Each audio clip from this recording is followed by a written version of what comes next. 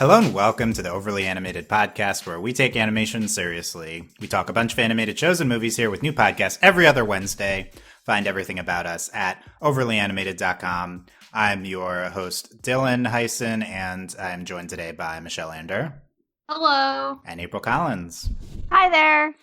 Today we are back to talk about our favorites of the year in TV animation, the best of 2020 TV animation. So more of a broad topic where we can get into a bunch of stuff that was our favorites from this year. In addition to first starting out with some new things that have premiered, specifically the Adventure Time Obsidian special, Onyx Equinox, the new Animaniacs, and then we're going to do a catch-up segment on Craig of the Creek. So a lot of things to get to in the beginning, and then we're going to move over into some of our favorite things of the year. And we're doing a topic on the best of 2020. That means this year is almost finally over. Yeah. Finally.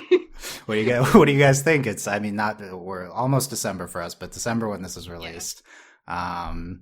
It's the what has been deemed by some on this podcast to be our year in some ways, not in general, but about the queer up though. But it's coming to an end. It was a great year of animation and a lot of stuff we've talked about on this podcast. You know, despite the overall year situation, would you would you guys agree? Yes. Yeah. How are we doing into December now of this year? Like personally? Yeah, like in terms of our lives or in terms of animation? I guess in terms of your lives. Well, because I know, like, you know, we always talk about what we've been watching and everything like that. So I'm sad that I've only really seen one new thing that's come out. But the reason for that is because I started a new job. Yay. So I'm out of the unemployment game, which Congrats. is exciting. Yeah. So that is very exciting. I know. Yeah, so finally too busy to have yeah, this stuff. It's weird because I'm like, oh, I'm going to watch all of these things. And then I'm like, when am I going to watch all of these things? Yeah, that's how it be. With that's we're in a lighter format here. We're not going to necessarily have seen everything right away. That's what I was thinking too with some of this. Yeah, Michelle, you doing good?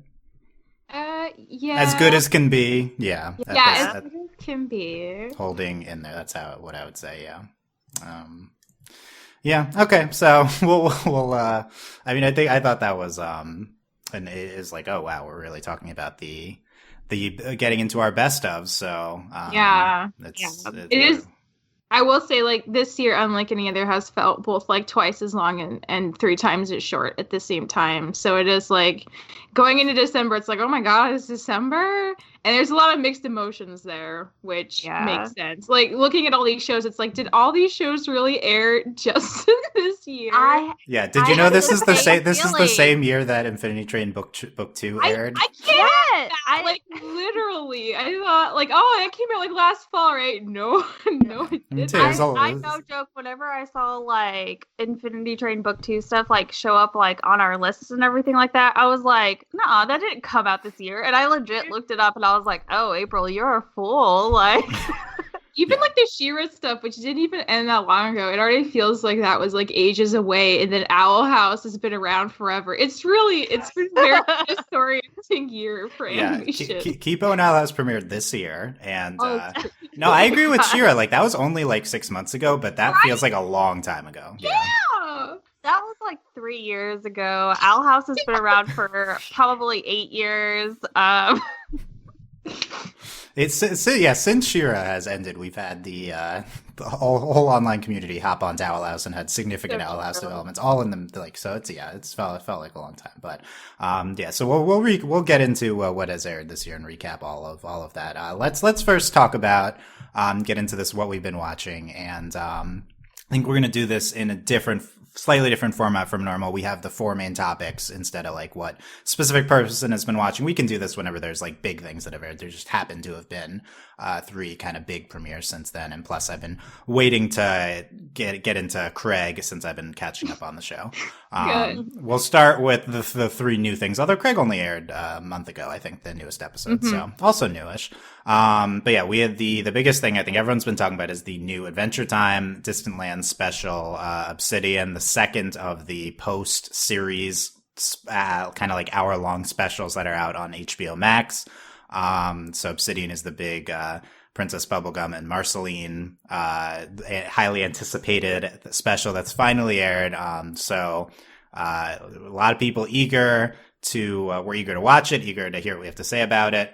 I think me and Michelle have seen it. So, Michelle, what's your like 30-second or less review to start with for Obsidian?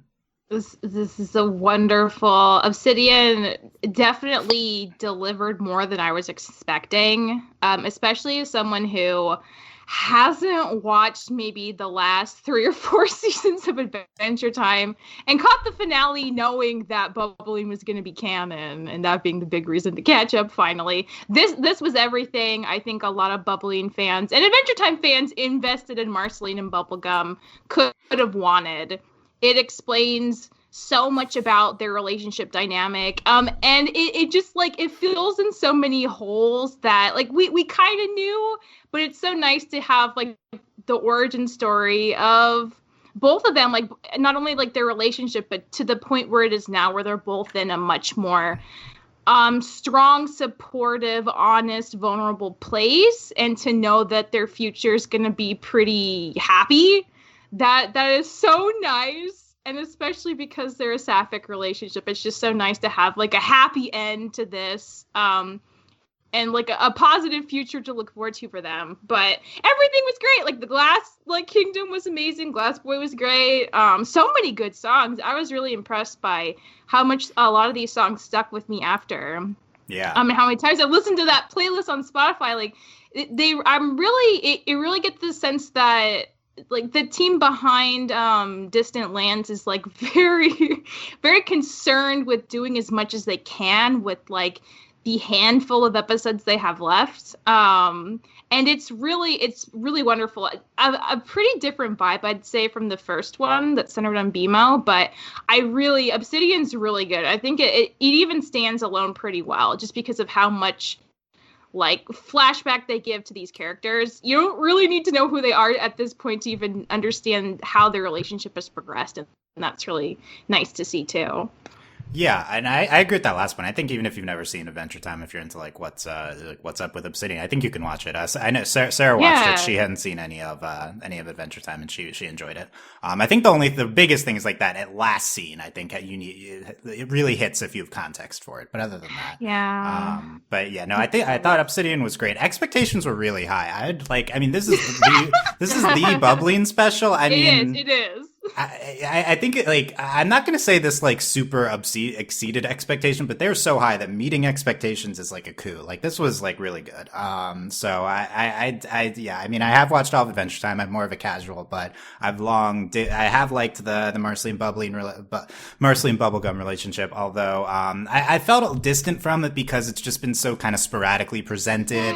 So sporadic. Yeah. And like the reason for that, they started presenting it a long time ago when there's more censorship, and also it's like never been the main focus of the show anyway. Mm-hmm. But I think what I wanted from the special most, or I didn't necessarily like think this going in, but like looking back, it's like I feel like this is what I took the most away from it, and that it succeeded in was really filling in those gaps from what was presented in the show. And I'm very happy with how it filled in the gaps of all of the sporadically presented bubbling episodes throughout Adventure Time. I feel like I really do have most of my questions answered here. I think it really fleshed it out well. It was just very good. I do think the songs are the highlight. I've also been listening a lot on Spotify to Monster, Woke Up. Yeah, those are the main two. Also Eternity With You. Those are the 3 really incredible songs. And we got like a a soft, bubbly and ballad, like, and then we also got like a punk breakup song. Like, wow, like so blessed. Like we got all of that. And, what a spectrum! Yeah, it was. I didn't expect the breakup song. Like, I feel like that's the biggest, like, unexpected, amazing thing, honestly.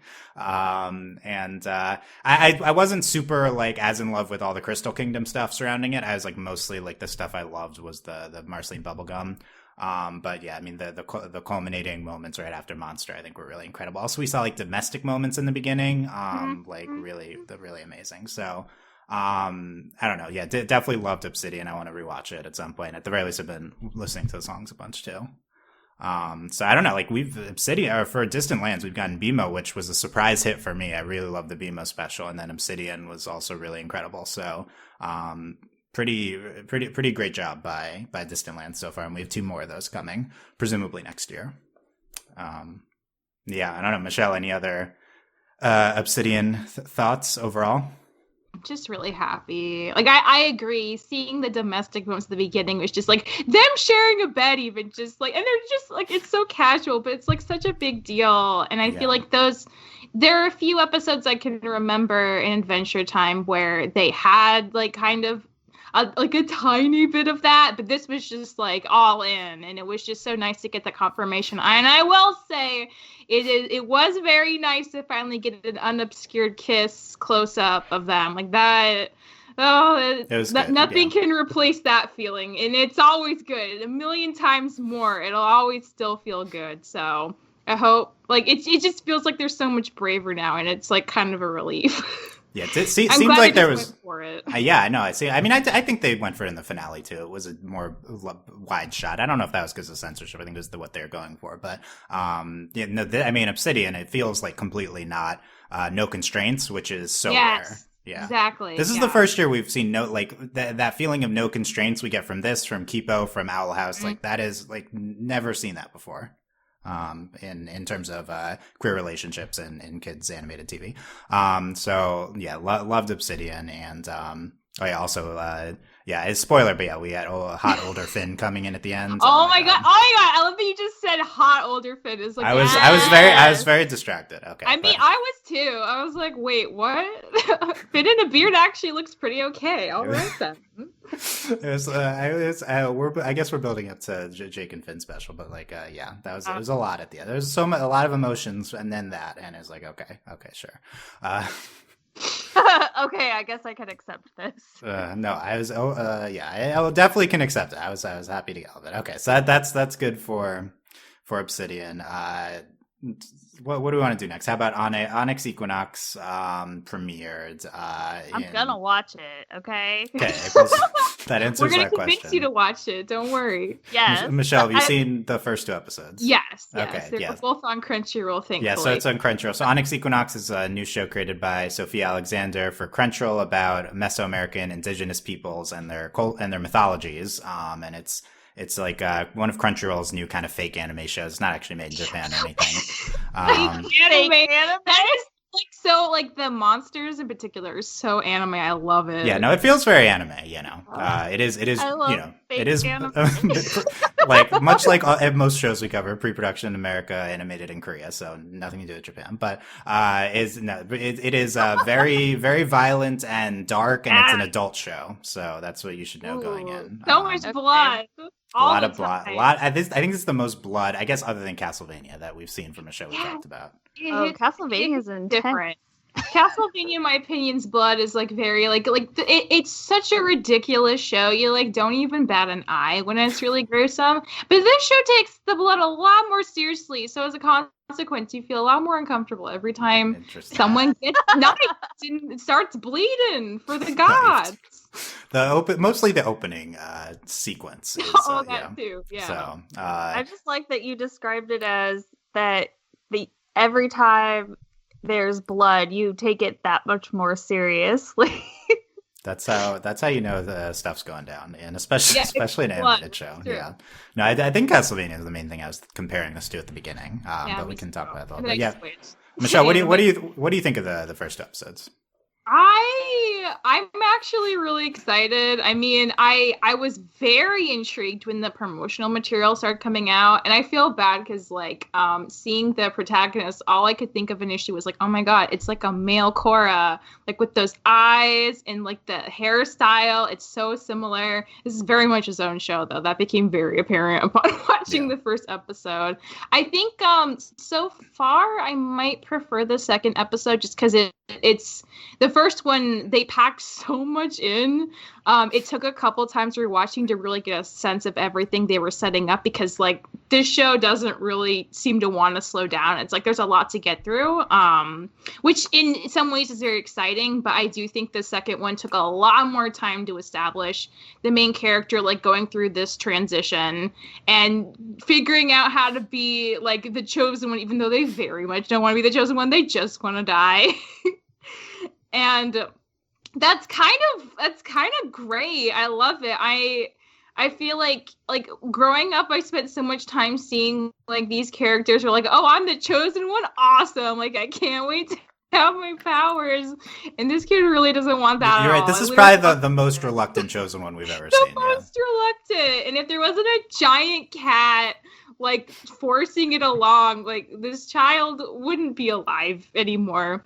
I will say, like, I was shocked by how much I love the gods. I love them a lot. I don't know very much about them yet, but they're all very distinctive and have such a history and banter with each other. In a way, it kind of reminded me of, like, you know, Greek gods, because, like, they have so many interpersonal relationships and backstory with each other. I really got the same sense of, like, that kind of interconnected, like, rivalries and stuff from these gods, which is really cool. I love the character designs. I really like the world so far. Yeah, like I'm pretty high on it. I'm also happy that we get to see it every week, so we can spend a little time to like process things. Because again, the first episode especially, just like it sets up so much for you. You really have to kind of take a step back a little bit to process some of it, I feel. Yeah.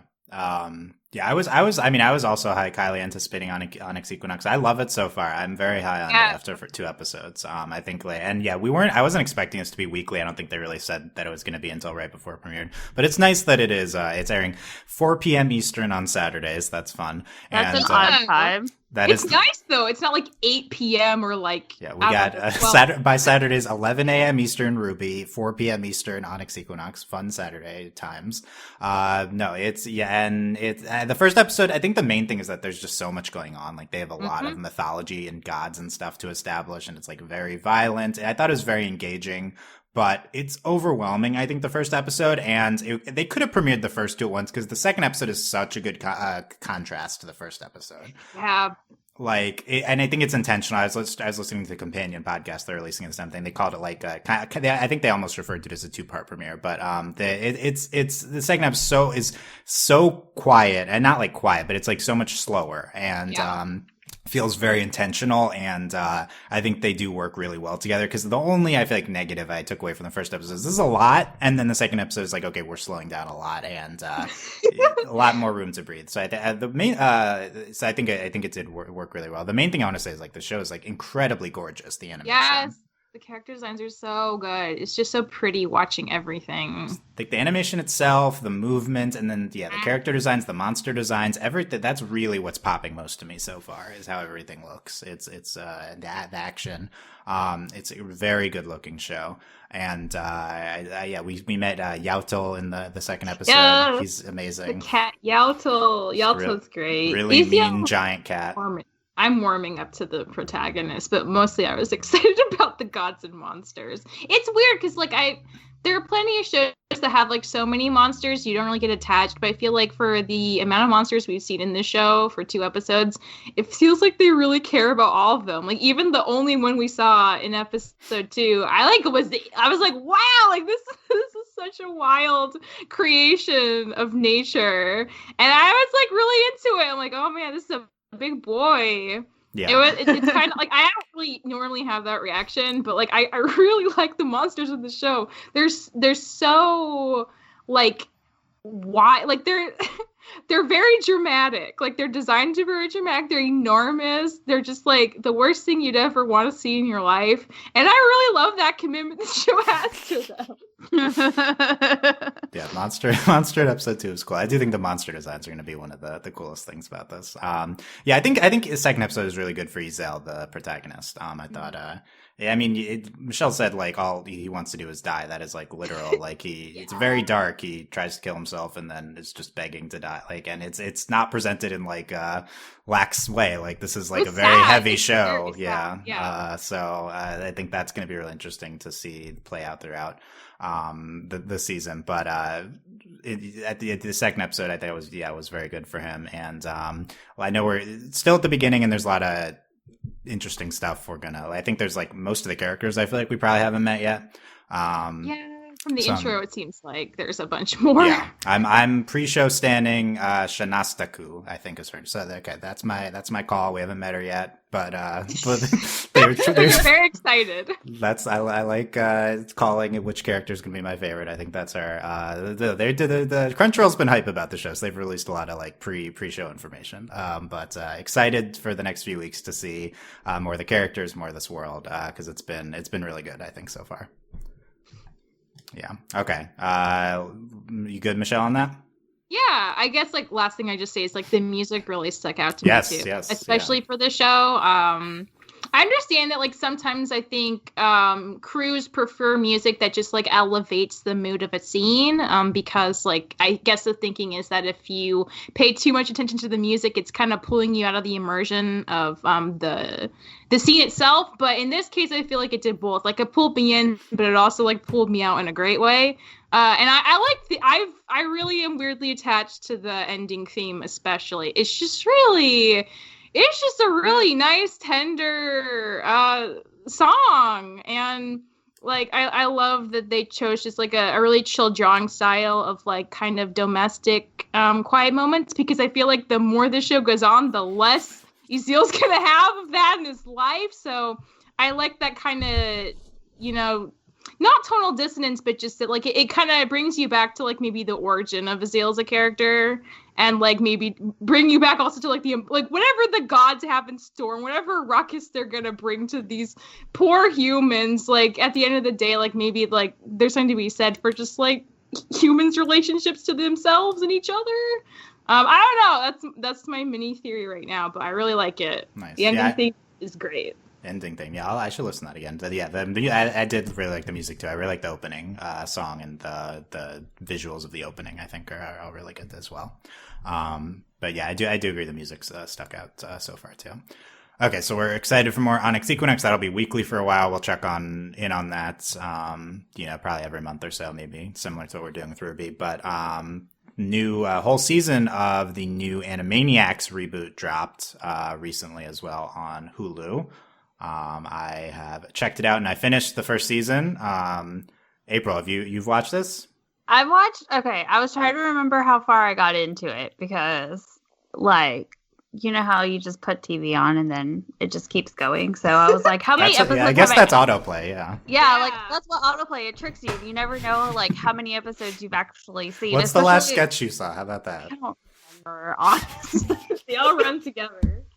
They do. Well, and also because like the show is like a bunch of sketches within itself. Yeah, so there's three segments per show. Yeah. So, but I will say, I feel like I've made it all the way through. I honestly don't know, but it's not like you could really spoil anything for me, and I would be upset.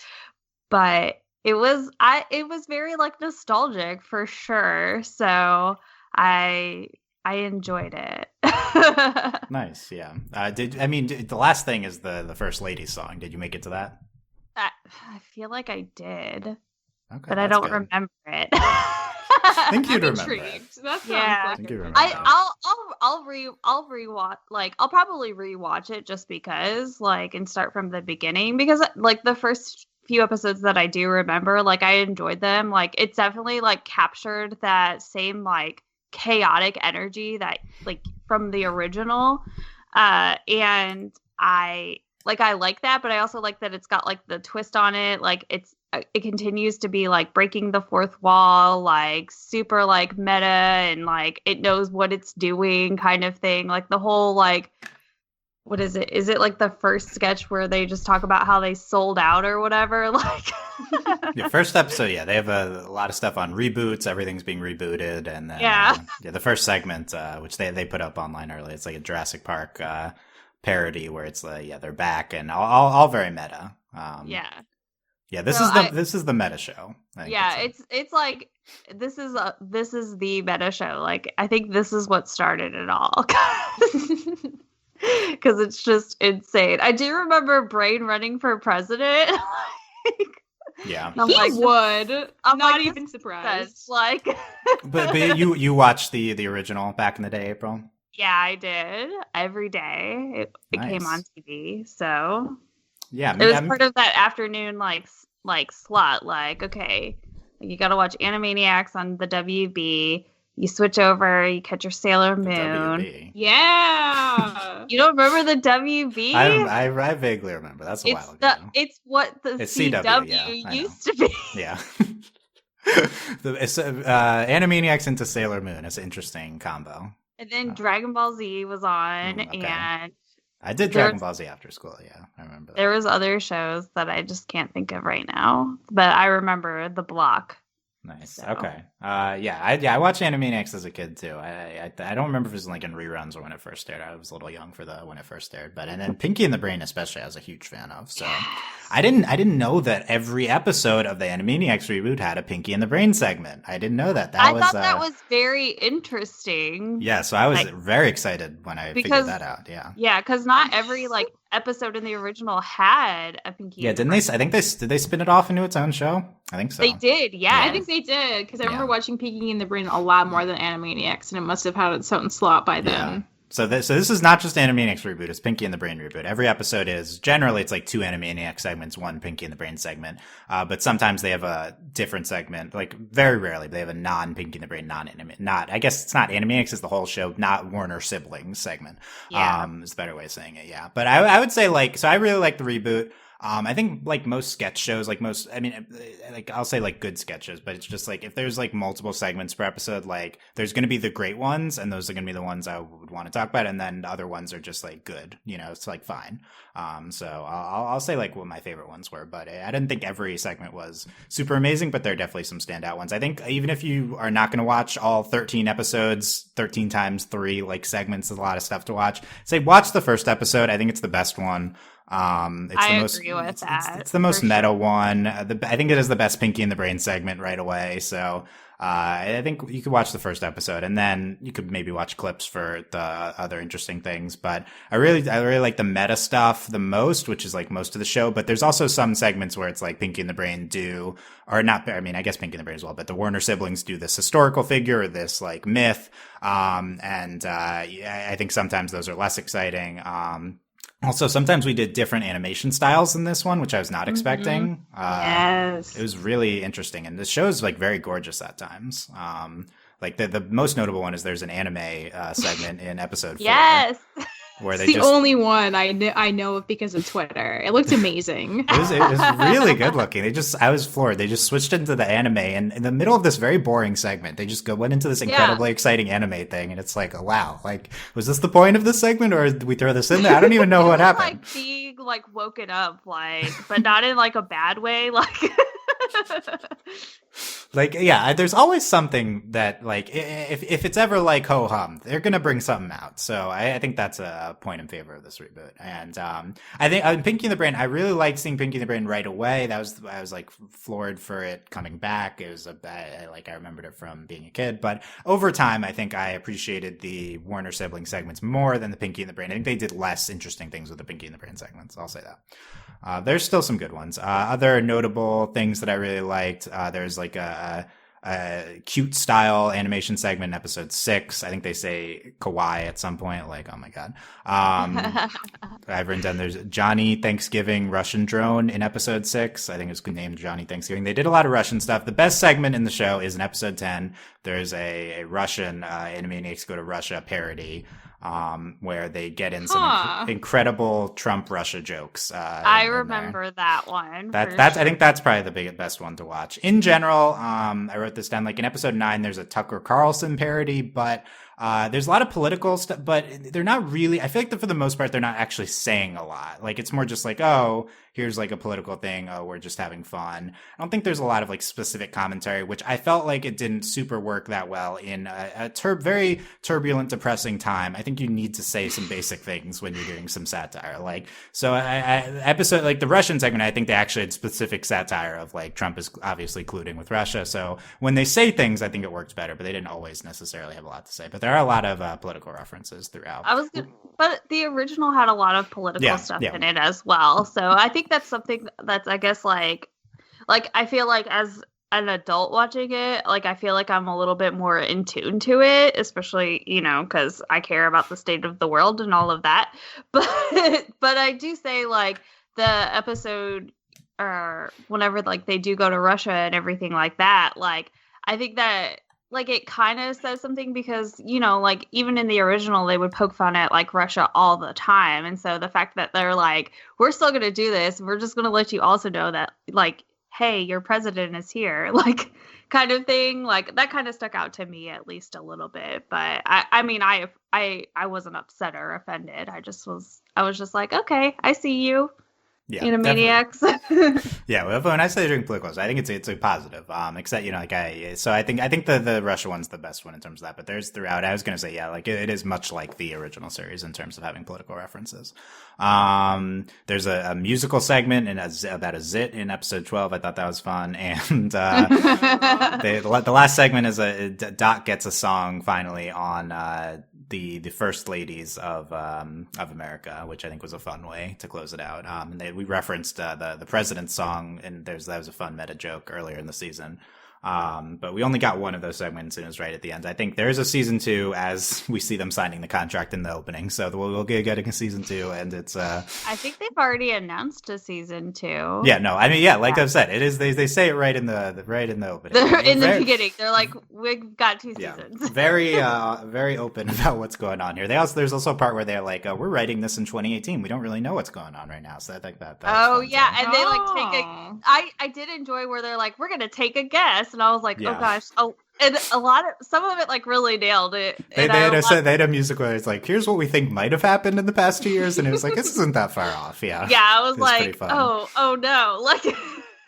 No, that was one of the better jokes. Is they're like, it's we're writing this in 2018. We don't really know if Trump is still president now, and it's like, you know, relevant. I think actually, for a lot of reasons. So it was really fun to have Animaniacs back. I think like such a beloved show. I don't think this was like the best show I've ever seen this reboot, but I think that it was a good reboot of Animaniacs, and I'm hopeful for even more. I think from the second season. It was just I think in terms of it being a reboot, it was kind of like, I'm going to use the word refreshing, even though it really hadn't changed from the original, like. Which I think is what's nice about it too, is because a lot of these shows like are getting rebooted, but they're like, we're gonna do all these different things because it's now and not then. And I'm like, that's nice. And it's worked out for some shows, but like in terms of like this, I'm like, I'm glad that it was still the same. Yeah, I think they did good in terms of like it felt like nice for 2020, and also still similar to what we loved from Animaniacs. So. I think all that was, I think that was that. It was generally like very well handled, so I would recommend it. At the very, like I said, at the very least, the first episode. Checking it out. Okay, cool. That's on the new Animaniacs. And last for this, what we've been watching is we want to do a catch up on Craig of the Creek, season 3. We got specifically season 3 because we cut off last podcast we did on Craig. We stopped right at the end of season 2, so we have the like 14 episodes we've gotten from Craig season 3 so far. So Michelle and I can do like a mini Craig podcast here quickly.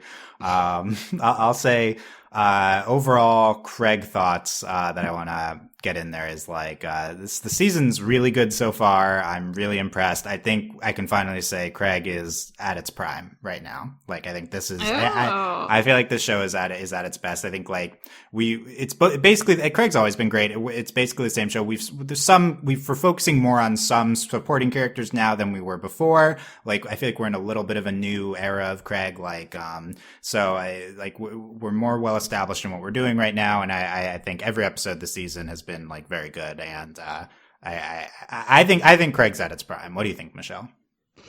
I mean, if ever there was a season to be the prime season, I think season 3 is a very good candidate. I like, now that you said that, like, I do see what you mean. There are a handful of episodes that like aren't really about Craig and the trio proper. And have like the side characters of the Creek doing a bit more than we're used to. And it's a very nice addition. It's a completely, like, there's some new dynamics forming, and that's really refreshing and strong. There are a lot of episodes that are just really either like entirely amazing or have like some of the best jokes I've seen in a bit. So I mean, yeah, I love like every season of Craig. I love season 3, and I'm really like there are things I didn't think were gonna stick with me that totally have, and I'm really excited to see if like more lore is gonna keep happening, which it seems like it is. It seems like that's something the show really cares about at this point. I'm really curious how that's gonna affect like all the Creek kids at this point, not just like Craig, JP, and Kelsey. Yeah. Here's what I'll say. Here's my hallmarks for like modern Craig. You could tell me if you agree of like what stands out as. I think this show's more focused on Craig as a character now. Like, so we're going to talk about it later. Who's like the best main character from Craig? I think before we were like Kelsey. I think it's like definitely Craig now. Like, I think the show is like specifically interested in Craig and his development. I think he's a great character. I think, like I said, I think there's some supporting characters that are more like, I think the two that stand out most after this group of episodes are Sparkle Cadet and Cannonball, who are like not factors early on that are kind of main, in the main rotation of supporting characters. I think we always check in on Craig's family every few episodes.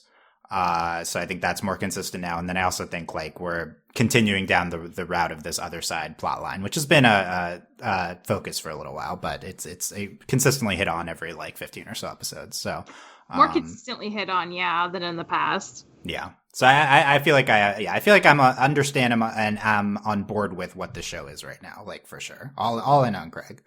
Let's go through the 14 episodes. I have notes. Do you want me to, Michelle? Do you want me to like say the episode, read my brief notes on the episode, then you give your brief commentary? Okay, yeah, that sounds great. Okay, so the other side, the tournaments. These first group episodes I watched when they came out a few months ago, so I don't remember them as well. But we had the 30-minute other side tournament special, which I thought was really good.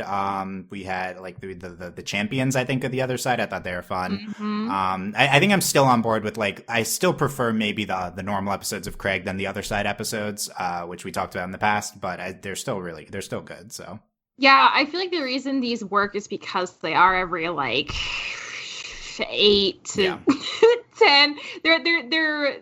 We come back to them every so often, but they're so not the main point of the show. And I feel like that's where they're at their strongest, because they give us that little glimmer of like, oh no, when is like the king gonna, use his knowledge at this point and get to the other side of the creek? And how's that gonna like destroy the dynamic? And like, how does this tie into the past and like that capture the flag game that seems to have ruined everything? And like, there's like multiple things going on at this point.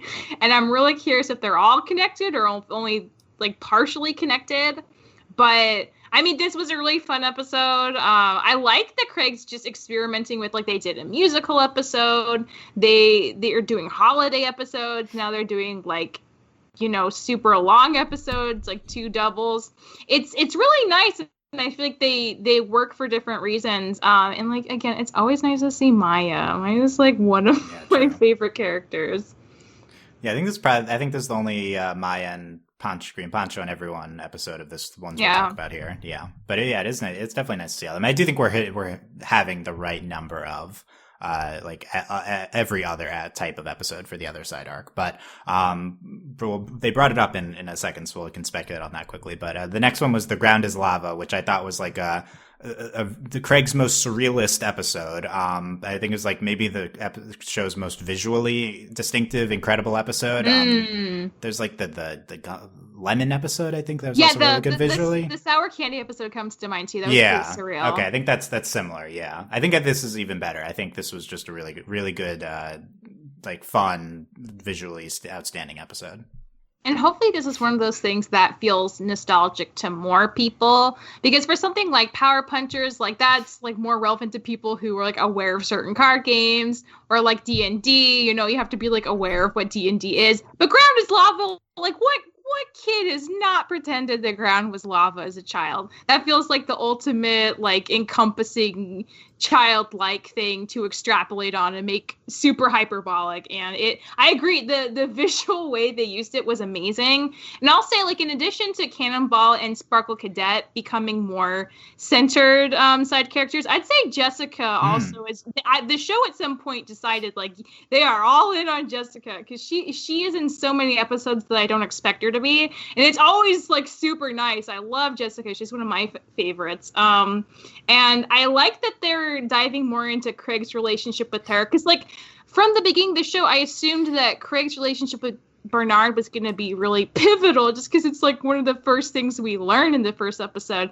But at this point it seems like they're giving him time with both of his siblings, but his relationship to Jessica as someone who can be like that older brother to look out for her and be like kind of more mature and in charge, like he doesn't do that in a lot of other parts of his life. So it's nice that Jessica's kind of that outlet for him to being more mature. And I like that the show's kind of decided that that's something they want to focus on a little more consistently. And I think that's great, because in the Stuffed Animal episode 2, and where she comes back in the episode's amazing. But like that's like a nice thing from this season, especially. I think that feels a little different from before. Yeah, I agree. This is a great group of episodes for Jessica. She's one of my potential picks for like standout supporting character from Craig. I think so. Yeah, I think like I think that we're making sure to check in on her and Bernard regularly, and she's great to these group of episodes. Next was Council of the Creek, Operation Hive Mind.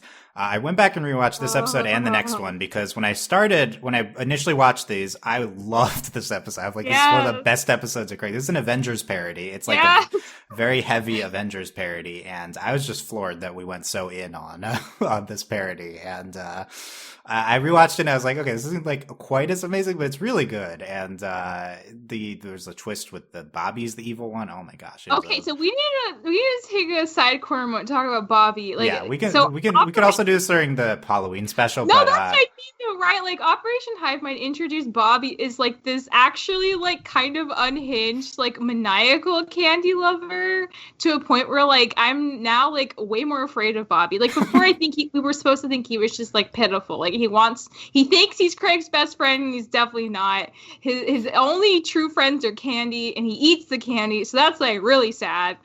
But now there's like this whole dark side to Bobby that I never saw coming, but like they made it a through line because of the Halloween episode, and I don't know how to feel about this. I think Bobby is. We'll talk about this more later. I think I've went from like, okay, Bobby's a fun joke character to like he is like the show is so in on, like he's he's the standout character in Craig right now for some reason. Like they're just doing so much, and he also went like Super Saiyan in the last group of episodes. Like what do we do? Like Bobby is we went from this joke character. He's still this joke character, but he's taking a lot more seriously. I like this like analysis of this is like a villainous turn for Bobby. I think it wasn't the point of this episode. If he does come across evil in the Halloween episode, but yeah, maybe this is what we're doing now. Bobby's the foil for Craig and this group. I think it's great. There's like a stinger at the end. Oh, and this at the end, the big advancement. Craig in theory tells everyone about the other side. So that was like we all know. Yeah, I love that. As like I was like, wow, huge moment. Like that was my initial reaction. I was like so into it. I know. I think it was like this is the biggest moment ever in the show, which it kind of is. How the stakes are in Craig, which is not a problem, but you're right. It is like an earth-shattering moment for like the plot of this show that he tells literally everyone else about his findings. Right. When I have some distance from it, I'm like, this in the grand scheme of things is not that big, but in the moment I was like, oh my gosh, like that's everything. Yeah. Okay. So I really like that. And the next one I really liked is the Bike Thief, which is another genre episode, a mystery episode. And I think this and the last one are maybe two of my favorites of Craig. But I think this is just such a fun genre episode. I love We got more of Mackenzie and the scooter girl we'd seen like once or twice before, but I think all the twists were really fun, and I think Craig has had a lot of success going in on genre episodes like these two. I agree. They go in like wholeheartedly, and that's like what you gotta do. You gotta embrace the genre and then kind of make fun of it a little bit, and that's the perfect way to pay homage. Yeah, I think so. A lot of fun. Okay, picking things up a little more. We had Craig of the Beach, which Craig family episode. I really like this one too. I thought this was like a quintessential Craig of the Creek episode. Yeah. I think this might be a classic, like one of the ones that's remembered as like representative of Craig. Every cartoon's gotta have a beach episode. I don't care if they're not anime; they still gotta do it. It's the rules now. Beach episode, yeah. That they finally went to the beach. Yeah, it was fun. We had Plush Kingdom, which I thought was fun. Oh my god, I like love Plush Kingdom, and like by your tone, I feel like you thought it was fine, but like no, well, think who I am, crazy. Michelle. Like bananas. They're this cult of plush, like not plush kids, they're real kids, but just like hoarding the plushes in like a cave, and then they try to indoctrinate Jessica, and they get super menacing about it, but also they're completely in character, treating all the plush creatures like real creatures, and like the invisibility rules as real rules, and it's like the best kind of like dramatic kid playing, which this show was known for, and they have a rep, but like this was such a bizarre, wonderful. How I feel about this is maybe how you feel about like the cardboard episodes. It's just like these really I can see that similar energy concepts that they push too far, but then that's what makes it so amazing and also kind of scares you a little. Intense energy. No, Michelle, I'm a plush kid. I identified as a plush kid. No, that's true. You are a plush kid. I say this with I have my Yamper plush right now. Like this is like I'm like this is I found my people in Craig. This is who I'd hang out with. You would have that cave, maybe never come back, but yeah, you have a lot of plush friends. Yeah, of all the friends. Yeah, no, Jessica's great here. There's one of the plush kids went by they them pronouns. That was amazing. So yeah, this is a fun episode. Yeah, I like that. It's a similar intense energy to cardboard episodes. We the Ice Pop Trio. I love this episode. This is with Sparkle Cadet. This is the start of Sparkle Cadet, I think, being a more recurrent. I love Sparkle Cadet. It's great. She's in a few of these episodes. This episode's centered on 3 black kids and like unrelated black kids. Never seen it before in cartoon. Like it's just sad, but like this is like a revolutionary type of episode that only Craig is doing. And regardless of that, though, it's just really fun and just a really good episode.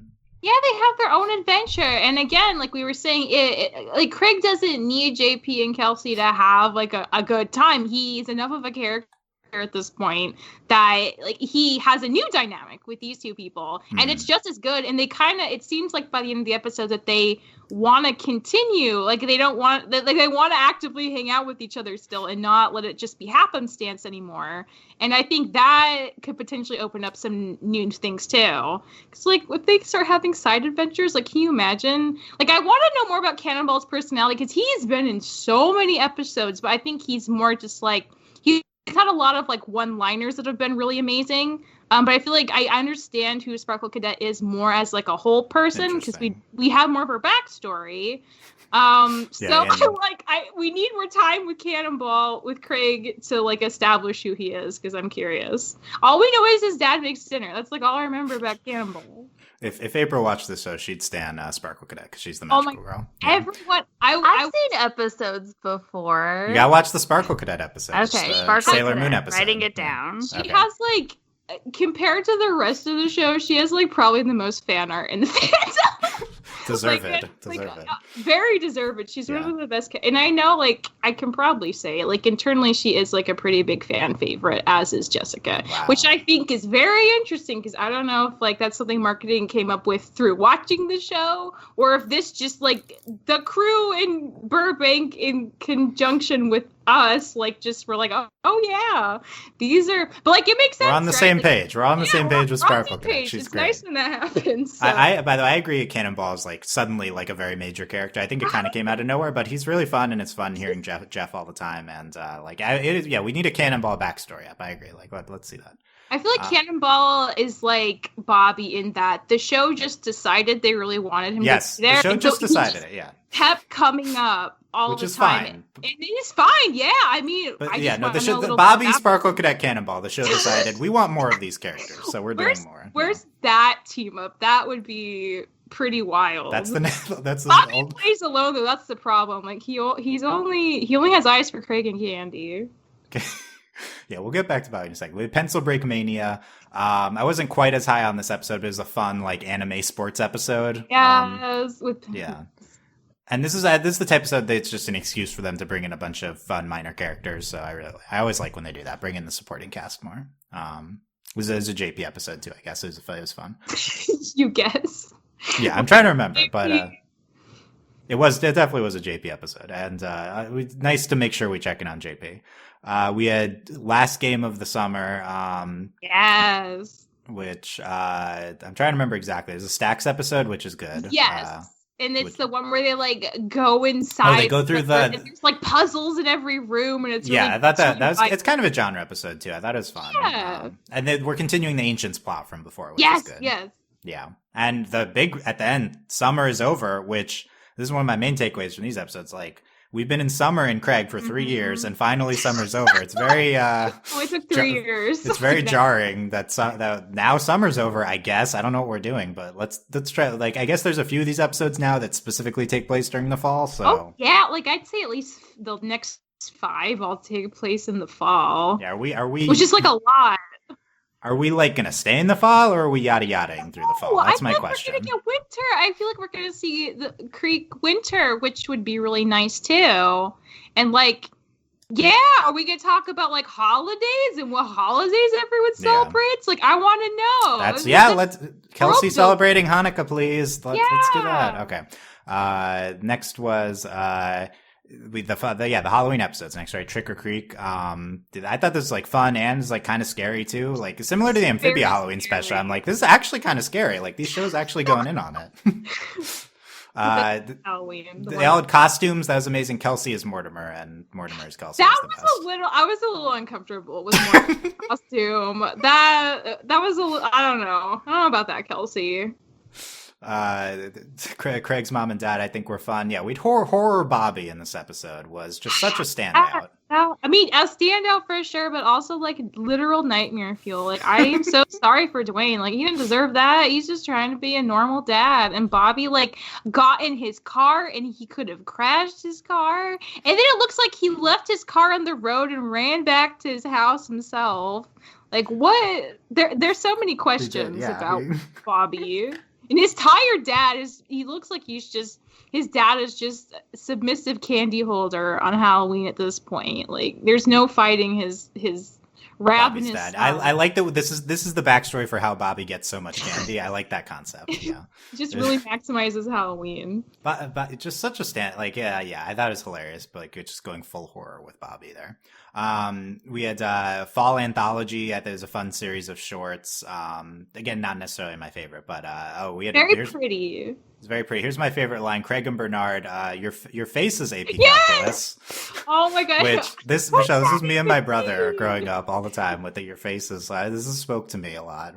Amazing. I mean, I will say Craig's like getting like firmer with Bernard. Like, there was that episode where he went to his workplace and they collected all that cash money in a sock, and then they just sat there and he made him use all the cheese on his salad just to psychologically like, Craig stepped up his trolling game with Bernard, and I feel like honestly that it's probably what Bernard deserves. Even though he's my favorite character, he probably deserves that. And like, you're growing up, Craig, like, and this is one of the many ways you're showcasing that. I think you've referenced this many times. The tell me when to stop with the cheese. Moment. Yeah, I agree. It still stands out to me. Cheese we had in the restaurant. No, we had After School Snack Down, a reality show parody. I was living for it. I loved it. Oh, I thought it was so funny. I know we both watch reality stuff. This is there's confessionals /DRs and this, which was the best part.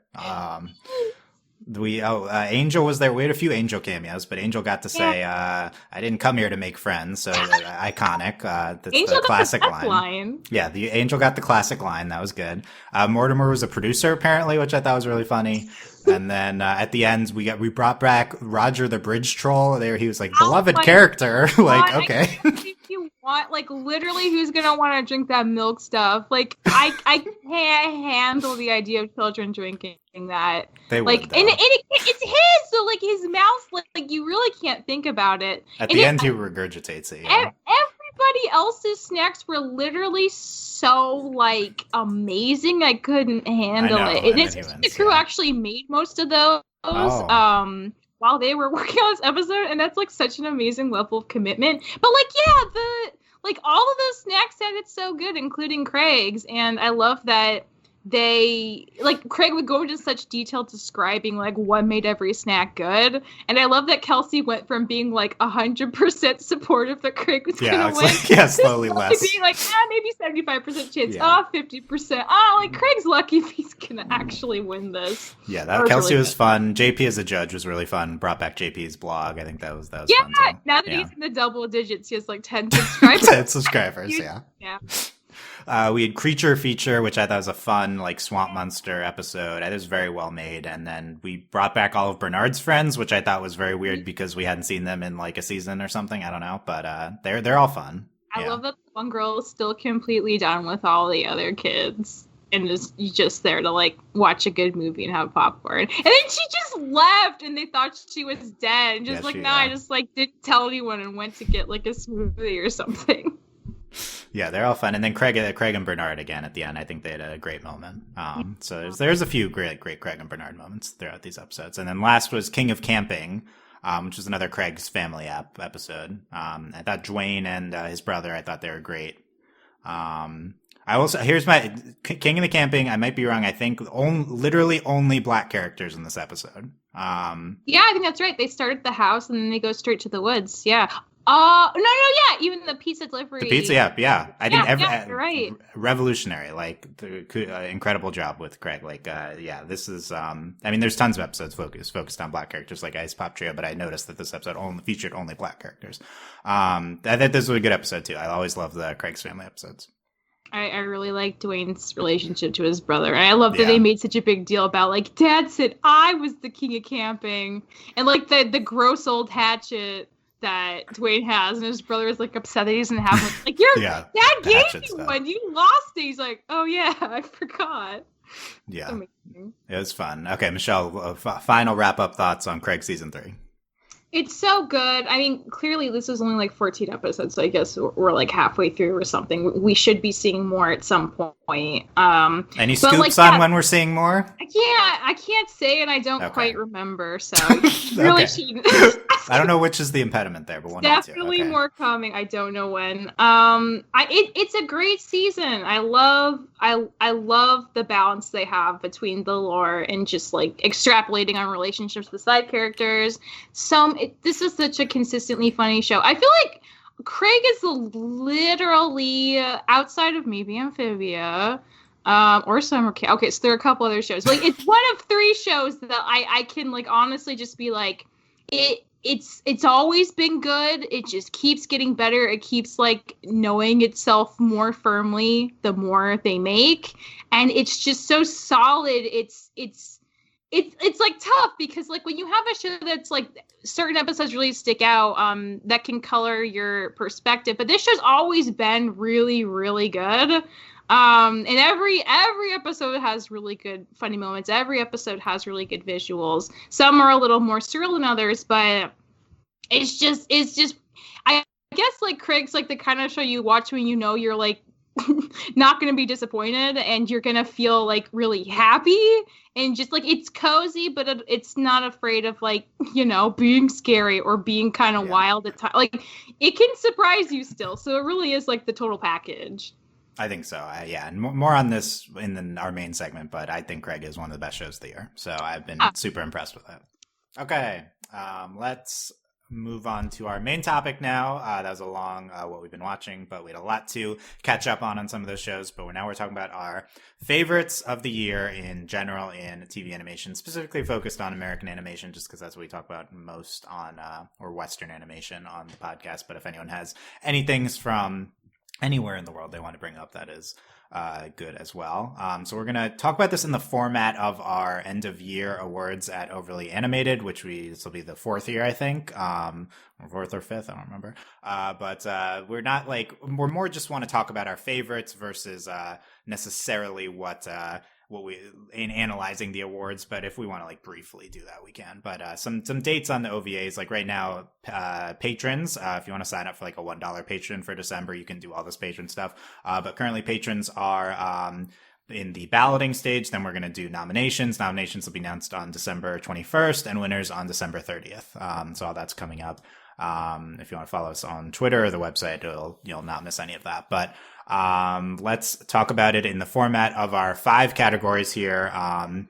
And we'll go around the horn and say why this was one of our favorites or what we connected with it about. We can start with best new show, which is a category we have to highlight some of the new great new shows that aired starting this year. So this is stuff that premiered in 2020. Sometimes kind of hard to remember, but a few obvious ones that we've mentioned earlier here. And I guess I want to start off with talking about Kipo, with a pronouncement about Kipo, because I think it's going to be relevant to every category. But Kipo and the Age of Wonder Beasts. This is what I think is the best show of the year. So I'm really going to talk about it in every single one of these categories. It's also a show that premiered in 2020. So I guess I think it's also best new show. But if we wanted to split, Kipo gets best show, Owl House gets best new show or something, it's hard to coordinate. But that would be fine too. But yeah, Kipo aired all 3 seasons this year. I think it was incredible. On the Kipo podcast, I said I think this is the show that stands out to me we've ever talked about on this podcast outside of Steven and BoJack. I think Kipo is it's just an incredible run of 3 seasons. If you haven't checked it out, it's absolutely worth it. In terms of new show is good right off the bat, and just one of the ones that I feel obviously stands out among all the shows that aired this year. Michelle, Kipo, or another show you want to bring up? We can stay on Kipo. I think you made a lot of really good points. I'll just say for me, I think Kipo is a really good case in point in terms of very serialized, very concise storytelling. Because it 50 no, not 52. How many episodes total of Kipo? Yeah. Only 30, I think. 30. Really? Yeah. She-Ra had 52. Yeah. So, because Kipo is, I know some people were concerned, oh no, season 3, they got canceled. Why isn't there more? It's they always plan to have a 3-act structure. They always planned, they agreed on this amount of episodes from the beginning. This is all according to plan. And I really love that because I think it's very not like children's shows to do this. And I think this is a perfect example of why something that is a bit more narratively focused and story focused can be a really big success. I would say some of the episodes are a bit lighter and have a tendency to kind of, flesh out side characters and expand the world into things that might not necessarily be as related to the plot as others. But nothing happens in this show that doesn't serve the greater story by the end of the last season, I would say.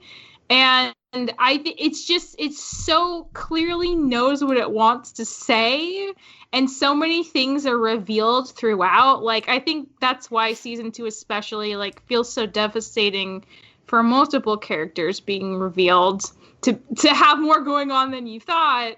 And it's really lovely. The first season's very much an exploring, getting to know the world, and it's just it's that early excitement stage for viewers, and the second's just all these revelations and things aren't quite what they seemed, and it's just so many good surprises. And then season 3 is very much payoff after payoff after payoff, and it's all so satisfying. And I mean, Kipo, I think, as a show has been able to balance not trying to be gratuitous in like the severity of the themes they want to go into, but also having legitimate stakes and understanding that those stakes are important at setting like realistic concern and consequences for something that they've set up to matter. So hopefully all that made sense. I think, in general, like this was so well written and animated. We've talked a lot about the music. It all just like pulled together to be this really wonderful kind of, I don't want to say perfect because I don't think perfection exists, but like keep us very, very close to a form of perfection. And you don't see that very often. So it's such a satisfying watch. I think it has a lot of rewatch value too for that, which is not true of every show, but Kipo is really, it's a very lean show. And I feel like that's part of what makes it so rewatchable, because every episode matters a lot, it turns out. Yeah. I think in addition to just being like great, I think you mentioned like it's just an appealing show. Like because when we don't, it's like structure in terms of like the 30 episode serialized story, like start to finish. You can do like go on a journey, go on a marathon with this. We don't see this a lot in the types of shows we cover. So just in terms of like personal connection, I think it's one of my favorite types of stories to watch too, like an Avatar type story that it's like here's the limited number of seasons and you just go on this journey and there's a start and a finish and it's serialized along the way. So yeah, I think we'll talk more about some specific elements we love about Kipo, but I think that's definitely a major contender here. April, what's a new show stood out to you this year? Well, Owl House stood out for everybody this year. So and I think it really like this was the perfect year for it, despite everything else that's going on in the world. But like, I mean, it's kind of like it's got like that fantasy element that I personally love. Like I love that what's her face, who I can't think of her name now, like came out and said that like Luz is like an open, like is a bisexual character. Like I love that, we're exploring, like a female relationship, especially with a main character. And yeah, we got that with like She-Ra, but this is like new and fresh. So I just really enjoy it. Like I don't know. Like I really connected with that show too. I don't know what it is about it. So yeah, creator Dana Terrace, who you that's brought up. Right. Yeah, sorry. Yeah. April, you were such a huge fan of Star. Is Owl House like a successor for you? Kind of, yeah. Like I hate, like I don't know. I hate being that person who's just like, man, this is like this is just like Star for me, but it kind of is, but in its own magical way. Disney show,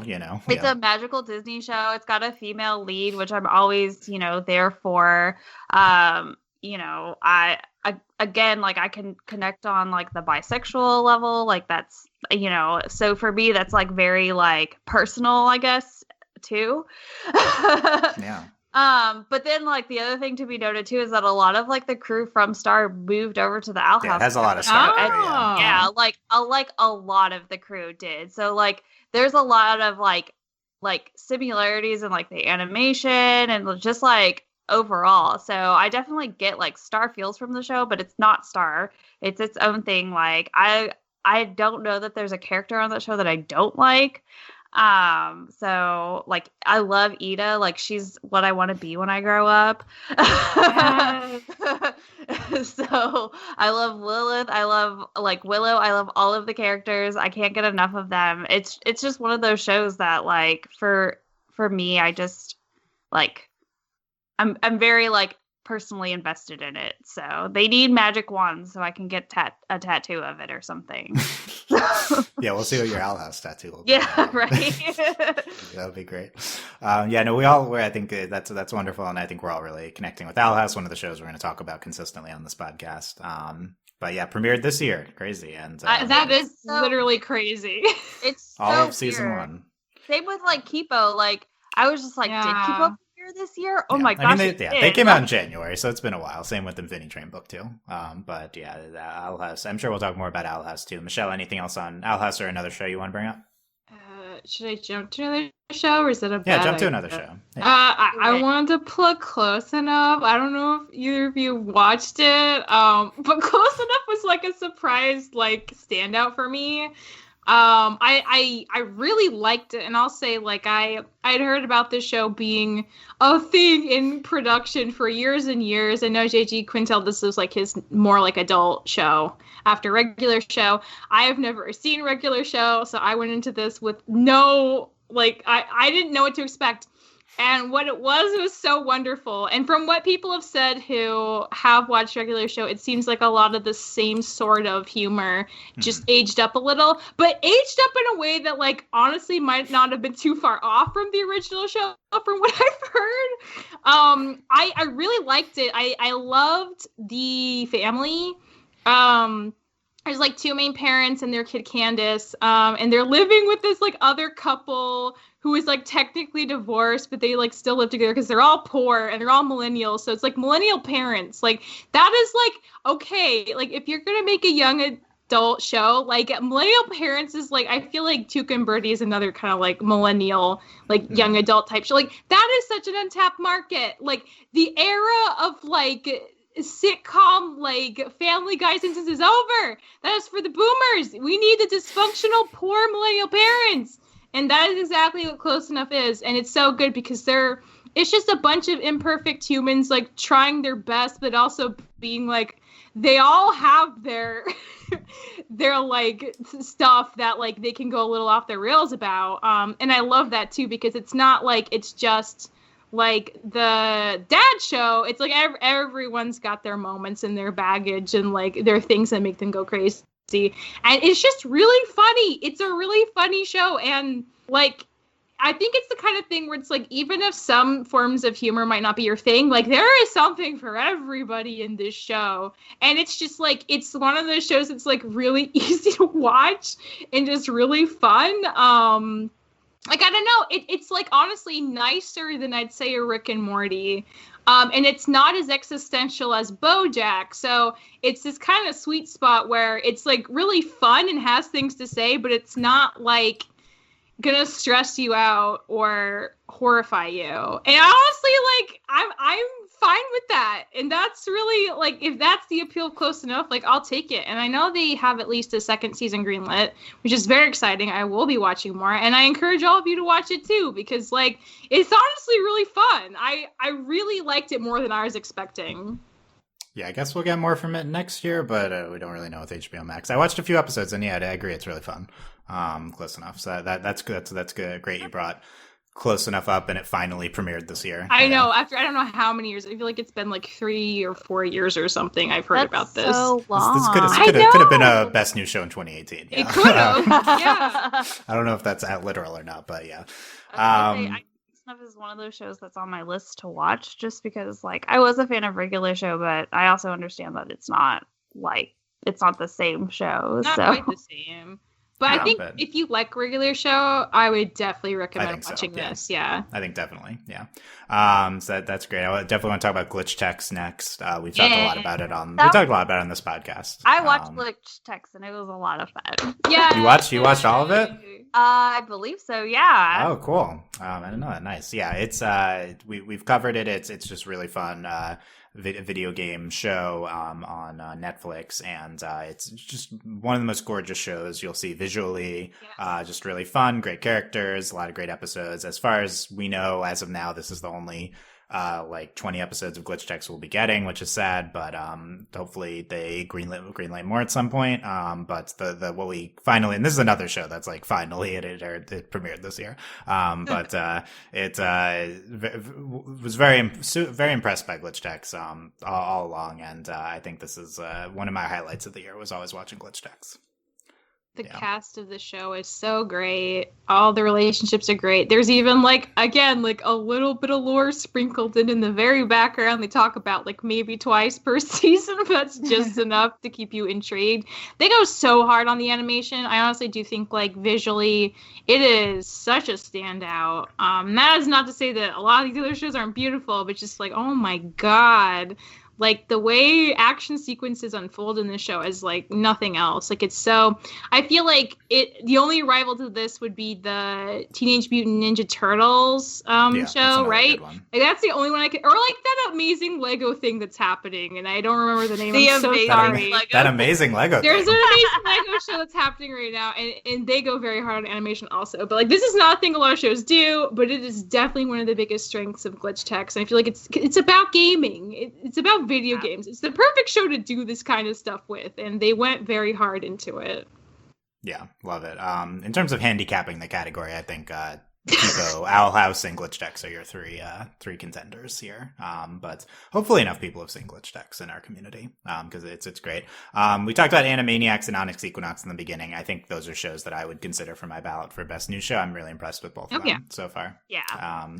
But we talked about them a lot. And two other shows I want to bring up are Solar Opposites, which out on Hulu this year by some of the people from Rick and Morty. Only seen the first season. There's a second season coming. But I think that is a very fun show so far. I'll bring up my favorite episode from it in the episode category. But it's, I think, deserving of a Best New Show nomination. I think it was one of my most fun watches this year. And I'm hoping that is even better in the second season. We have a podcast on it. And I guess there's a really incredible escalating running gag in Solar Opposites that you gotta it's really you gotta see it to believe it. I think is the way I've described it with Solar Opposites. It's very fun. And then other new show I want to bring up, Central Park on Apple TV Plus. I don't know what it is. Apple's service. It's Apple TV Plus. Is that right? I don't know. I just like that. It might be right. It might be right. It at least doesn't sound wrong. I actually think it's right. Wrong. That's the metric we should judge our own lives by. Got to have max or plus in your name, right? Me and Sarah did a podcast on Central Park, the new musical show, and it's really fun first season. There's also a second season of this coming, which we haven't gotten yet, but I had a ton of fun with Central Park this year. I think that it is good. It's not like the greatest show ever, but I think it was very, very good throughout the year, and really love seeing like a full musical series from Central Park. And so that's something I'll be looking out for Best New Show too. Are there any other new shows either you want to bring up? I can't think of any. I mean, I guess Infinity Train Book 3 and 2 don't count as new shows, even though it's technically an anthology. Yeah. You know, whatever. Yeah, new story. So we'll talk about Infinity Train though. But how do you handle in anthology shows? I don't know. Best new show category. The answer is we don't include them. But I mean, also as Animaniacs is a reboot, that counts. Well, see, that's why I was just like, you have Animaniacs in the category, but is it? I mean, I guess it's new. I mean, it's like, new crew, new network. Yeah, I think it's a new show. The same with She-Ra too, then, right? Because that's like technically. Yeah, She-Ra's a reboot. And I mean, She-Ra's more. I think Animaniacs is more similar to the original than She-Ra was, but they're all still new shows, I would say. Anyway, let's move on to supporting character. Distinction between supporting and main character is something that is hard for us to determine. But my idea is always like main character is someone who's in most of the episodes, supporting characters in like half of the episodes in a major way. So a lot of fun supporting characters. This is one of the funnest categories, I think, because you get these like a few episodes in a show character that was really fun this year.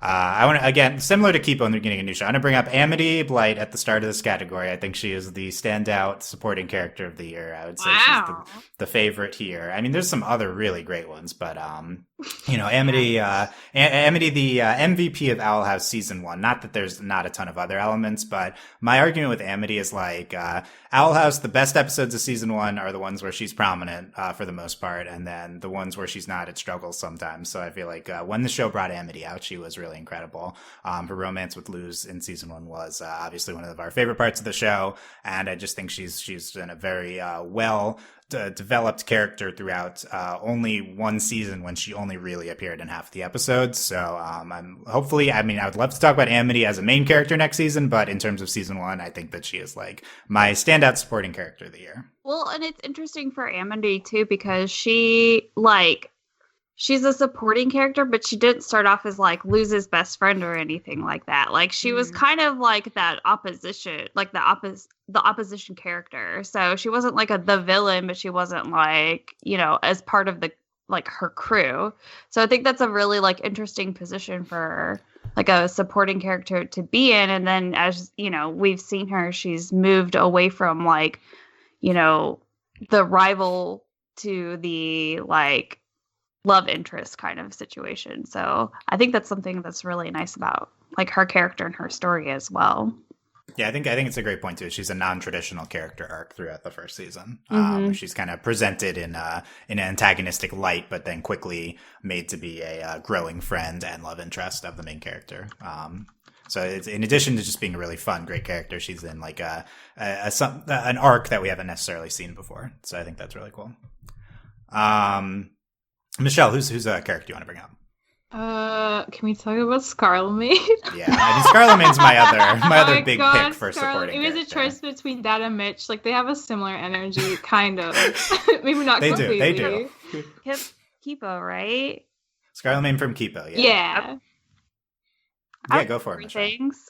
Oh my god, Scarlet. I mean, he was already iconic because of his suit and his amazing, like, menacing piano theme music and his really discomforting laugh in the first season. And then he has, like, pheromones that can control humans, which is, like, such an amazing superpower, which totally makes sense in this mute, like, dystopian universe they've established. Like, it all just makes so much sense.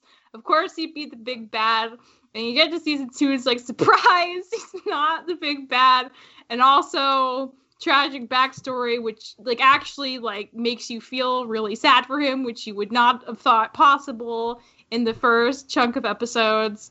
And then he just, like, he forms a relationship with Kipo. I think his whole progression was just so surprising. And it's not that, like, it's surprising that a character would do that, because we've seen that kind of, I mean, that's not completely different from, like, you know, how Hordak is in She-Ra.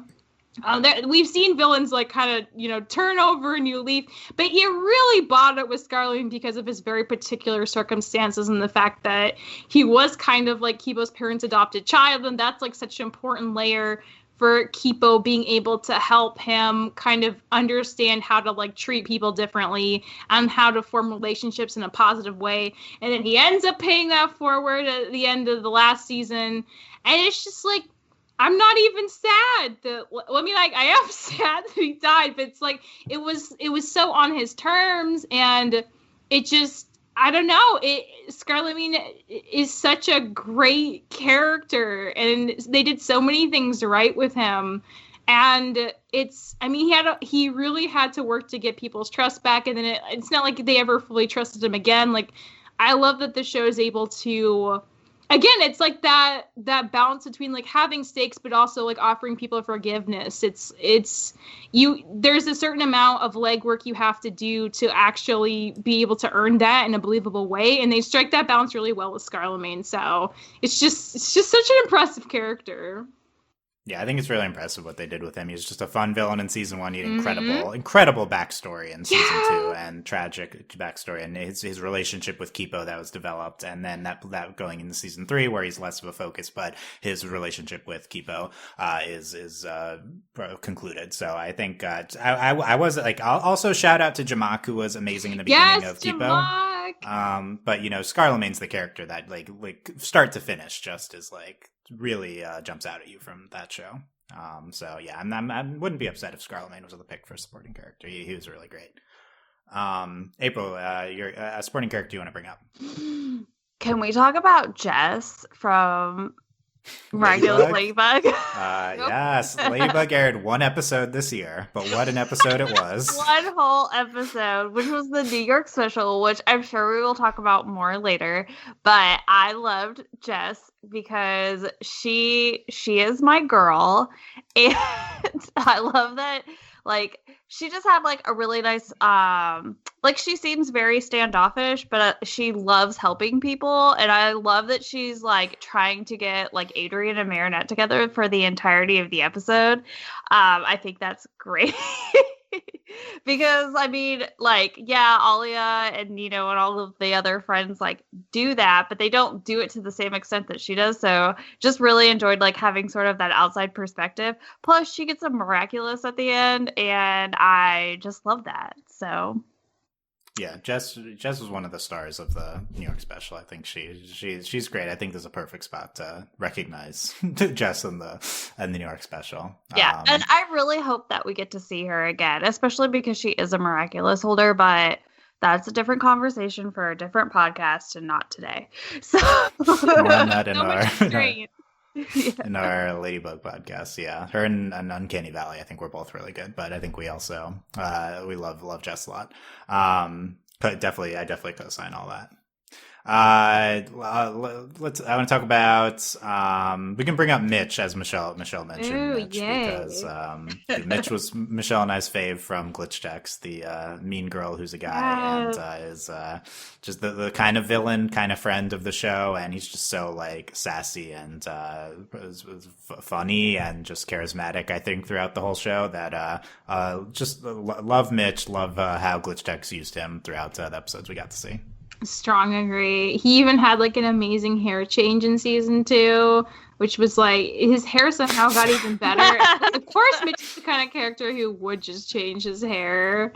I mean, Mitch is, like, again, like, he's not a mean boy. He's very much the archetype of mean girl. Like, his entire aesthetic, his mannerisms, his whole deal is so mean girl energy. He wants to be friends with the main group. He doesn't know how to do that. So instead, he just channels all of his energy into being the best because he thinks if he's the best, then he'll get everything he wants. But spoiler alert, that's not how happiness works. And also, like, we get to see his actual family, so there's this deep level now of him being, like, the responsible one and, you know, being there for his family in a way that causes tension, and they have to kind of work through that. And he ends up better for it. So, like, there is hope that he will learn to be a good friend besides being a good brother to other people in his life. But in the meantime, like, the fact that he just, like, refuses to play nice and is just so aggressive, like, he's not even afraid, honestly, to cheat if he can get what he wants, which is, like, a little bit of a villainous thing to do. But for Mitch, is like, fine, because that is who he is at his core. And even if he never changes, I'll love him forever. It's just so good. He knows himself so fully, and he's so sad sometimes, and, like, that combination's just irresistible, honestly. Yeah. Love Mitch forever. Definitely. Agree. April, someone you want to bring up? Can I bring up two at once?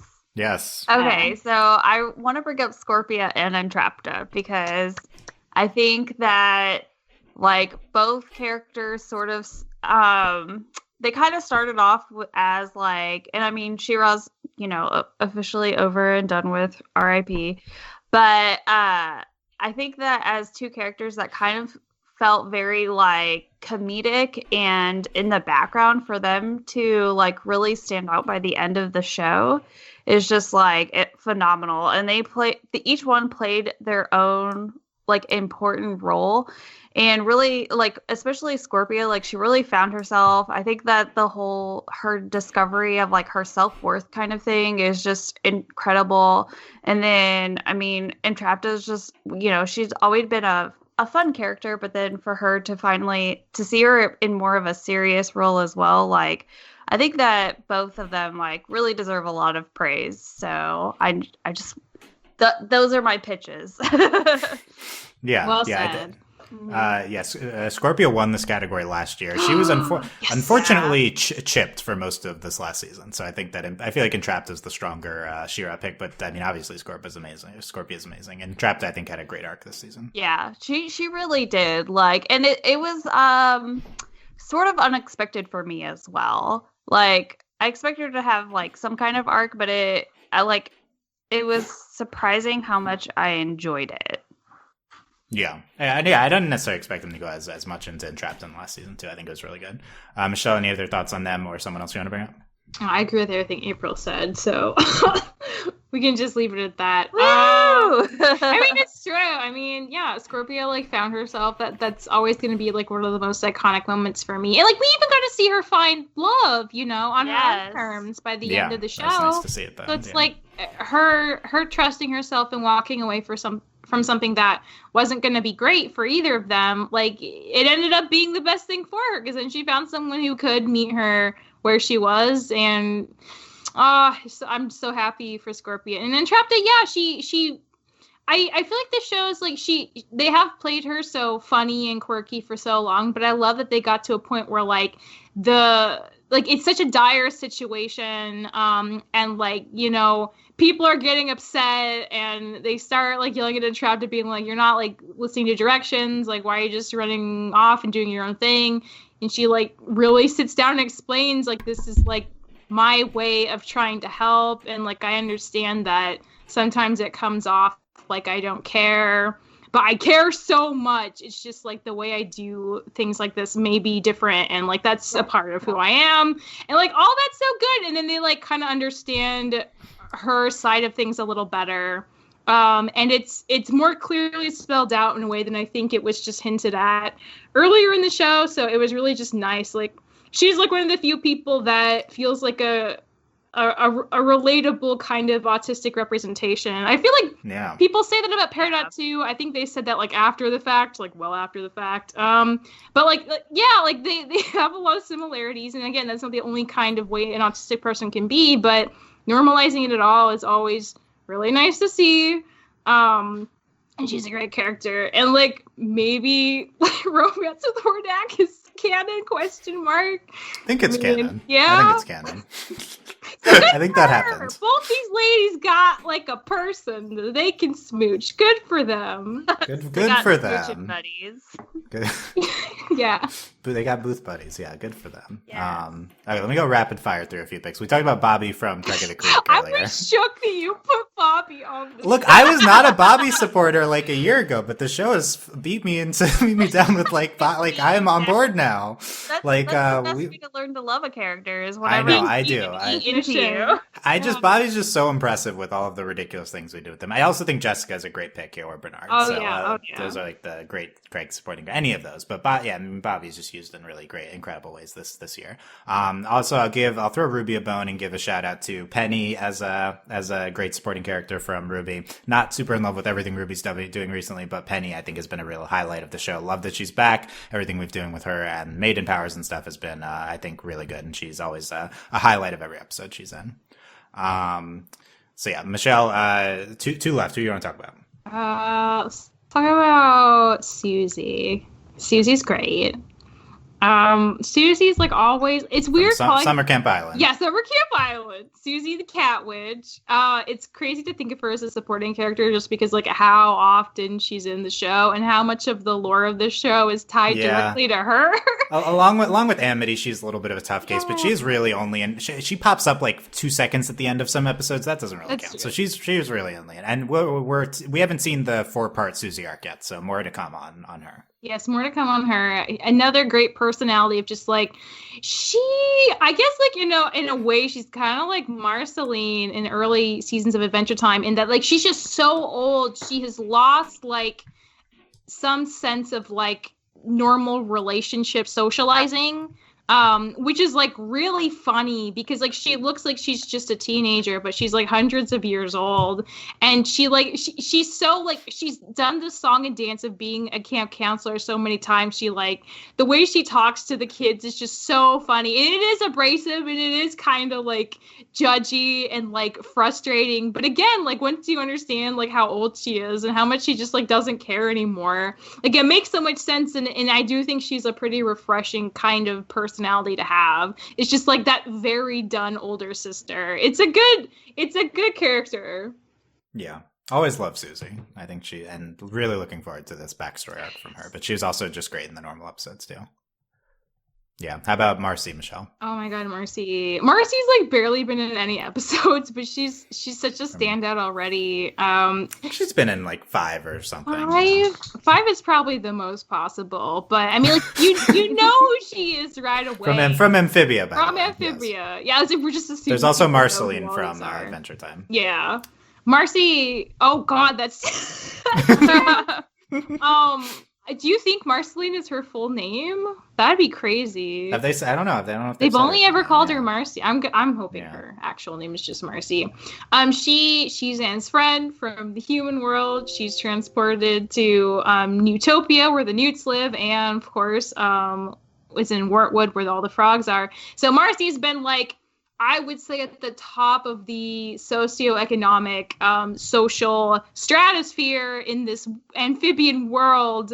And as a result, she's become this kind of like, I don't know, like she's like a protector, but she's also like a scientist vibe, but she also like loves studying the history and lore of the city, and that's her whole kind of deal. But also she's like kind of clumsy, and she can be very tunnel vision to a point where like she doesn't always notice what's going on around her.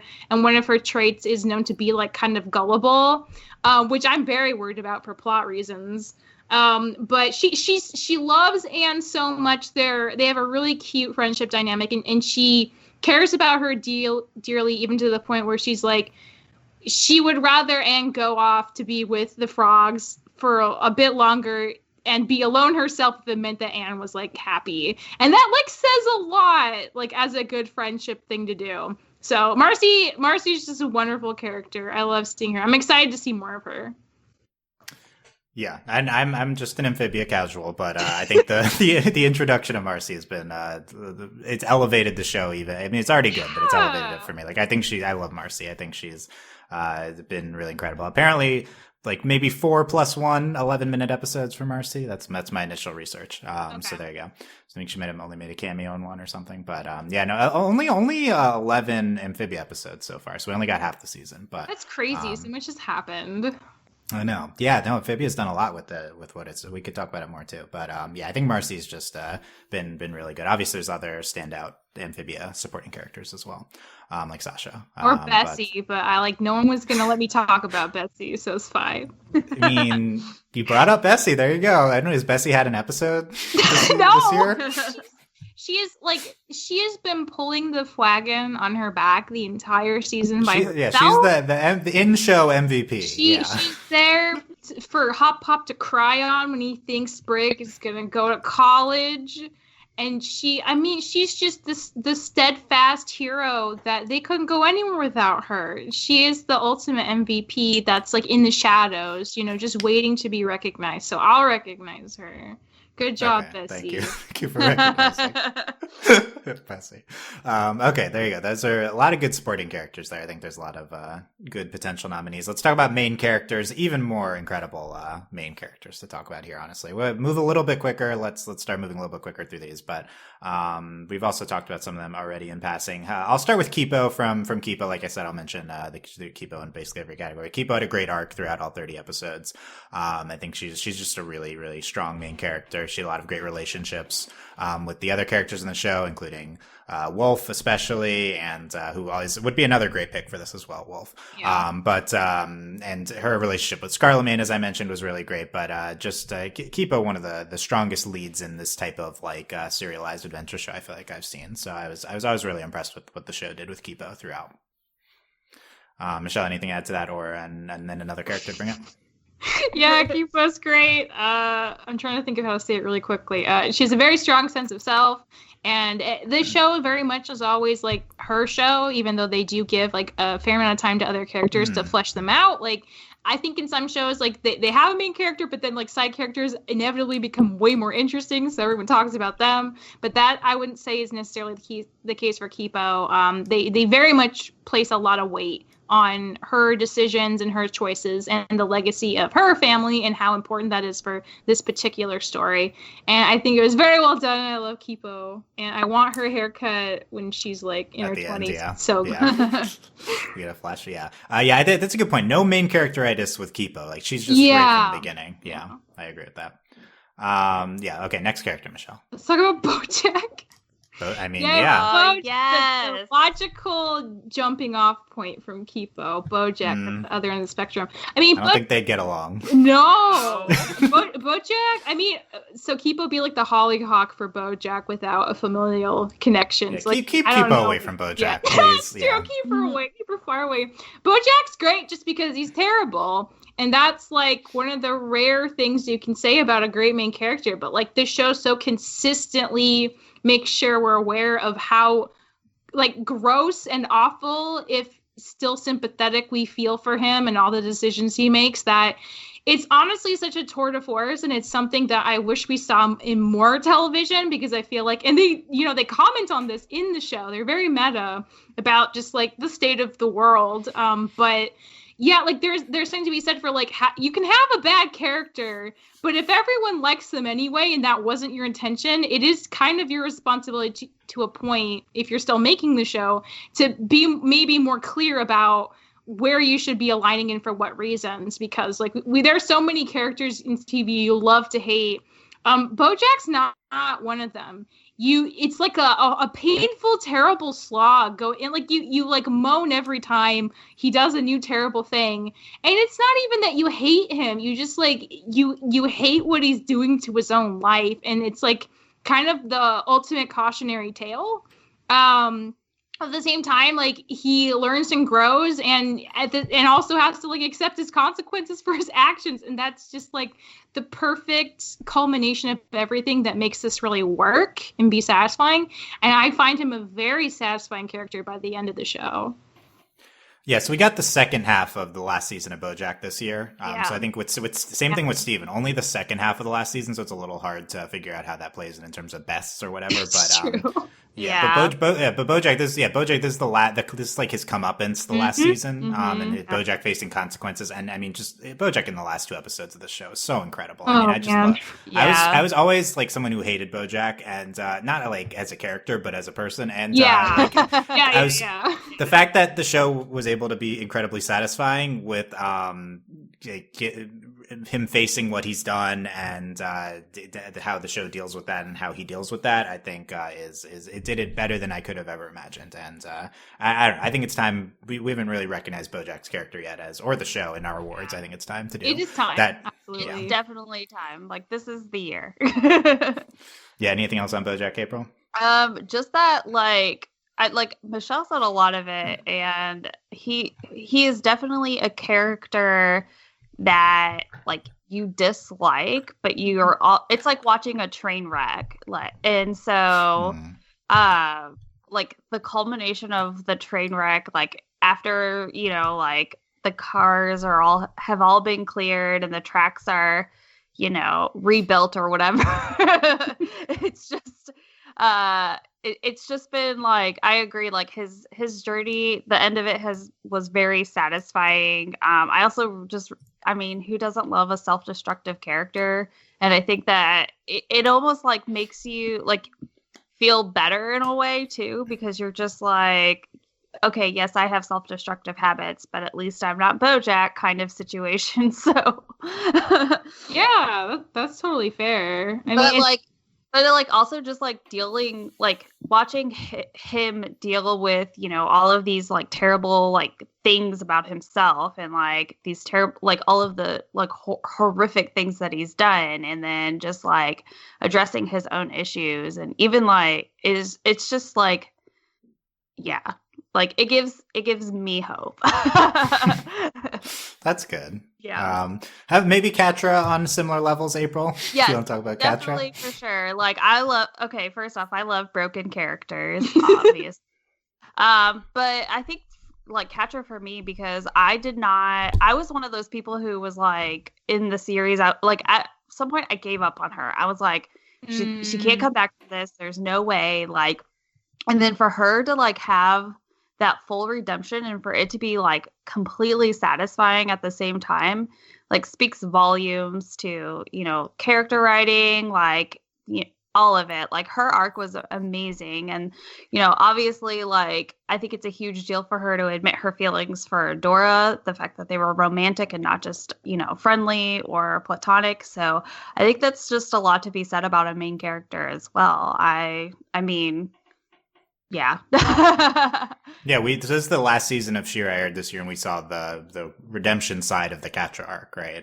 So, or the not if you want to call it that, but it's so this is like, I think this is the flashy ending for Katra, and people loved all of it. I mean, it's pretty flashy. It is very. I think Katra's the flashiest character in contention here, right? Also, like, I think that haircut, yes. Oh my god, yes. A lot of haircuts, actually. So good. That's how you know. Like all of these characters. We should add a best haircut category. Well, but honestly, we should. But here's the thing: like, that's how you know when someone has like gone through something is when they go through a drastic hairstyle change. Like, I did it. Katra did it. Like, Kipo did it. Lake did it. Like, oh yeah, that is true. We're all here changing our hair. It's fine. Did Mitch go through something? Yeah, I guess. Yeah, so that's good. Like, yeah, that's good. Also, Adora, I think, had an incredible year as well. So I think it's hard to pick Adora or Katra, honestly, from here. Yeah, I feel like Adora, like, picking Adora is almost like she's a great character, and I think she had like a really like amazing finale as well. But I feel like picking her is kind of a cop out, just because like she went through a lot, but like Katra also went through a whole lot. So. Like different situations and such, but yeah, I know Adora. I think is the finale especially, but both of them did. So it's good from the strong last season of She-Ra. Let me go through a few quick. Let's do rapid fire. We talked about Craig of the Creek, and we mentioned Craig. I think he had an incredible year. I'd really like to see Craig nominated. People, please. He's just asking for a nomination, not a win, you guys. I mean, I'm not optimistic on Craig and winning anything, but unfortunately, it doesn't have as big of a fan base as these other shows. But Craig, really incredible year with an incredible character, and so many great relationships with his family, with the other main characters, with all these increasing amount of supporting characters who we see him with. So I was really impressed with Craig as a character this year. Speaking of Summer Camp Island, looking back on the random 20 episodes we got earlier this year on Summer Camp Island, I talked on that podcast about how I loved what the show did with Oscar, who Hedgehog usually stands out more from the show, but the show's like self-aware of that and had this arc of Oscar confronting that his friend was in the spotlight more and she had all the cool things happening to her. And so like his arc was him psychologically dealing with that and then ending with him in therapy in the finale. So I think it was like, what is happening in this show? No, it was so good. He learns that like he's at summer camp. Like, he's at the magical summer camp because he's magic too. He's just not magic in the way that Hedgehog's magic. Yeah. His magic is that he, like, makes other people feel better. And then he, like, learns to accept that as his, like, own just as good, just as important magic. And then when Hedgehog comes back from being a cool werewolf, he's, like, at peace with himself and with Hedgehog, and it's so good. Yeah, so I was side-eyeing him being on the list initially, but like now I'm totally sold over. Yeah, Oscar is a really good main character. Look, normally I'm like all about Hedgehog, but that Oscar arc I loved it so much. It's really good. So I'm all about that. I talked about Central Park. I think Owen, who's the dad in Central Park, was really incredible. And he had some amazing songs. He always had funny plots. I don't think he's actually going to get nominated in here, but for me, he's a standout character from that show. All the main characters I think are really fun, but really like Owen there. And the show we haven't talked about, The Hollow. Adam. Had its second season. Its main character Adam, who is revealed he's gay this season. We see him dealing with that a little bit in the show, and he has some interesting relationships in The Hollow. Really fun second season from The Hollow. Don't expect it to be recognized in award stuff, but I do think maybe Adam, if anything, would be the element where I'd consider it from The Hollow. Let's do. How about Michelle? How about a rapid fire for you from some of this? Okay. I'll like tackle Diane and Harley Quinn really quickly. So Diane from BoJack Horseman. I feel like Diane is probably the pivotal relationship in BoJack's life. She's there at the beginning. She's there at the end. They have probably the closest relationship to each other in a way that like not even Princess Carolyn and BoJack really have, because theirs was always like tinged by this messed up romantic stuff, and that's not as true for Diane. The fact that I think Diane is an amazing character, and her ability to just kind of recognize all the stuff she's been going through, and let go with some like preconceived notions she had about herself to ultimately become happier, and finding a new relationship and just like choosing to be happier, and the things that go along with that, like taking medication, and being fine with that, and being like at peace with like her body changing, like all that stuff. So good. But also the fact that she, BoJack was like one of the closest people in her life for like a decade, and deciding to cut him out, that's not an easy thing to do. But again, to me, I think that's her choosing like a positive, less chaotic life moving forward. And the fact that the show went there, I think is really astounding. And I think like again, if if that hadn't happened, I don't think BoJack would have had honestly as much of a chance to become his own better person, because he could have relied. She'd always been his safety net, and she's not going to be anymore. So it's just like everything's changing. But I think Diane made a lot of really hard, good decisions for herself this last season, and I'm really happy for her. Harley Quinn, main character, the animated Harley Quinn show. Oh my god, so good. Everyone watch it. It is really gory though, and it's pretty gross, but it's really funny. Harley Quinn is just like such a great character. I know she's been like in a few live action movies, and she was in the original Batman animated series in the 90s where she like first existed.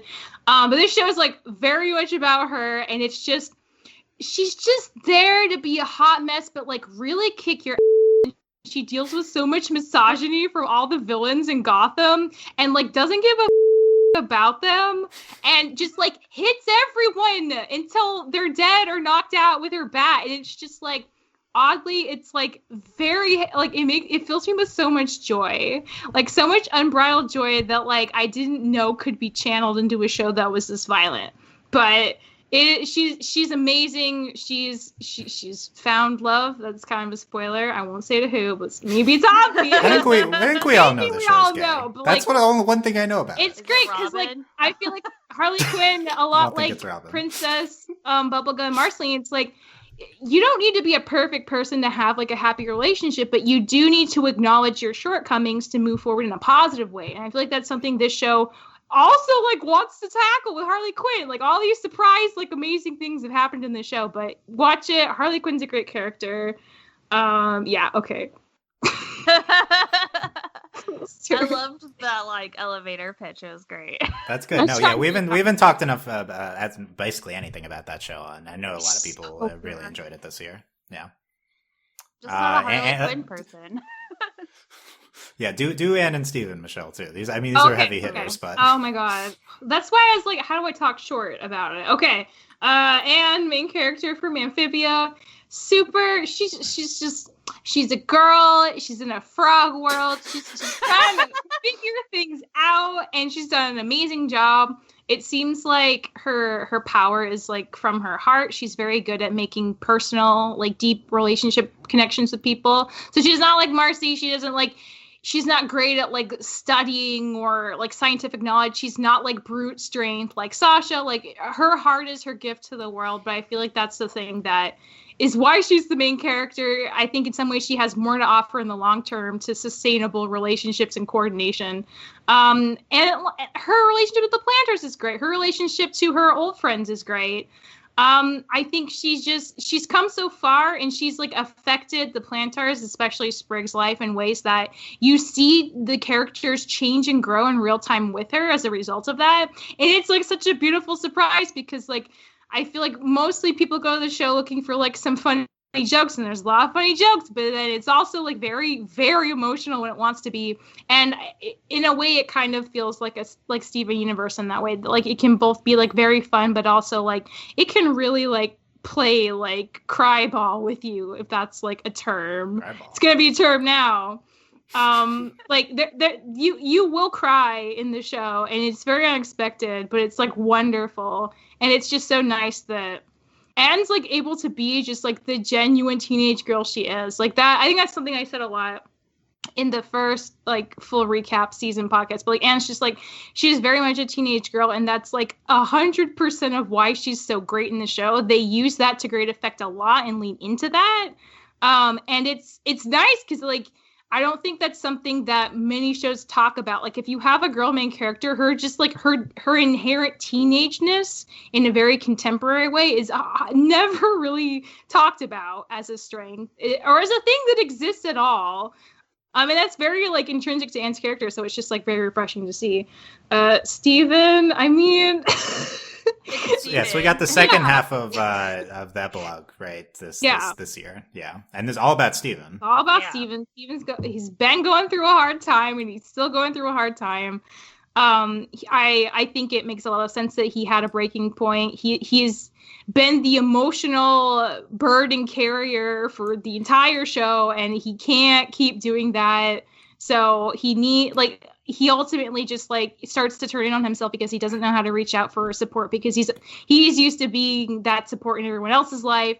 So to have all of his friends that he made along the way like come together to be that support and to assure him that they will be there for him in the future, it makes a lot of sense that that's just what he needs, and it gives him the courage he needs to kind of move forward. And he's going forward alone. I think that's very important too, that he's so used to his job being one thing, and now he understands that it needs to be something else, and he's going to find that for himself. He doesn't have it all figured out, but it's just, I think, a very believable progression for his character. And I think there's like so many people can see of themselves in Steven, both teenage Steven and young Steven, but like especially Steven in Steven Universe Future. And I think while it was painful to watch at times, like that pain came with like a recognition, I feel like, for a lot of us. And like in a way, it's like a little therapeutic too, to kind of walk through Steven's emotional baggage journey with him. Well, I think it's just nice to have, I mean, a character like with Steven, because I mean, everyone, no one's not liked Steven. And to watch someone that, we care about going through so much like suffering internally, it's hard. And I think it becomes very eye-opening as well, like, because you just never really know like what's going on the inside of other people. And so I think Steven very much like personified that, and like, the emphasis on the, like, you can't do everything alone. You can try and do things alone, but like, it's okay to seek help and to get counseling and things like that. Like, I think that's just such a great message to like have out there. Yeah. Yeah, that's great. Yeah, I think Steven concluded, I think, an incredible arc for a character, especially came on super strong at the end of the run of Steven Universe, and he's great in the finale. We have two left listed for main character who we all agree on. Luz from Owl House, who we always talk about Luz. She's really, really great main character, and sometimes characters struggle in like the first season, but Luz, I think, has been great the whole first season of Owl House, and obviously her relationship with Amity, also her relationship with Ida, and I guess like King as well, like, and her friends there, everyone. So we've covered a lot on like the reasons Luz has been great in our Owl House podcast, but I definitely think she's deserving as one of the best characters of the year. And then Lake in Infinity Train Book 2 had an arc I think we all like really loved, her for her like finding her identity, finding her sense of self throughout that season, in sometimes happy fashion with Jesse, sometimes very traumatic, violent fashion with the police. Yes, with the police. Oh my goodness. So, yeah, really loved Lake throughout that season. That's. I mean, there's been two seasons of Infinity Train, and there's a lot of good picks there. Lake to me is the standout character. Yeah. It's like hard because like if you choose Grace or Simon, I feel like this season's so central to their relationship with each other. It's hard to pick just one, but with Lake, you really can just pick one.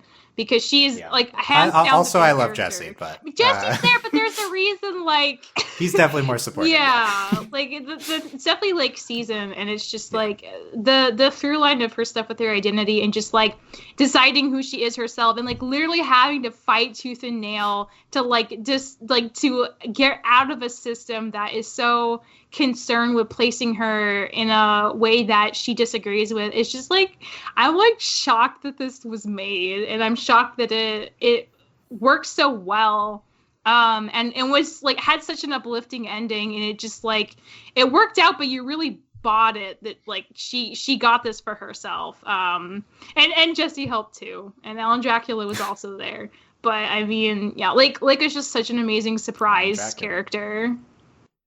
Yeah, really great. And we'll talk a little bit more about Infinity Train later. That's a stacked category. Luz? Who's the favorites? Luz, Lake, Kipo, Catra. That's already 4. Bojack and Craig. Those would be my picks. But there's a lot. So please nominate Craig. Okay, next best. Nominate Bojack. Let him win. I think Bojack has been nominated for us before. He just hasn't won. Someone should nominate Hop Pop, but maybe he shouldn't win. That's okay. I I think you've tried before, yeah. I Hop probably Pop have. or Anne. Anne's, I mean, Hop Pop and Anne also great. And Amphibia. Best episode this time. I'll go through the list and then you guys chime in with quick thoughts here. Okay. As we've talked about a lot of them already through the characters and shows. But a lot of great episodes this year. Sympathy for the Mandrill from Kipo. That was my pick from season 2. It's the flashback episode of Scarlemagne. We talked a lot about Scarlemagne's character, but to me, that's always been the Kipo episode. That's just really wowed me.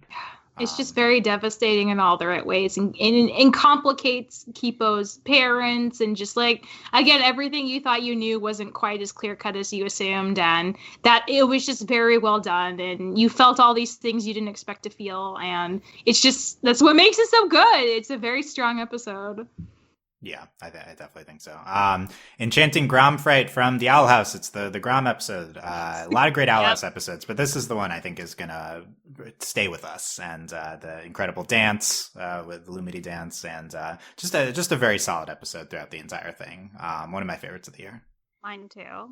It's very pretty, like such a like very well animated episode. The animation on that dance sequence, yes. Oh man, incredible. Yeah. Okay, I don't know why I have it in this order, but next I listed the Patricia device from Solar Opposites. If you listen to our Solar Opposites podcast, this is the episode. We do like a full recap of episode 6 in the midst of a season recap. This episode is my happy place for some reason. It's just so funny. It's like a satire of like sexism and gender roles, and this is your happy episode. Interesting.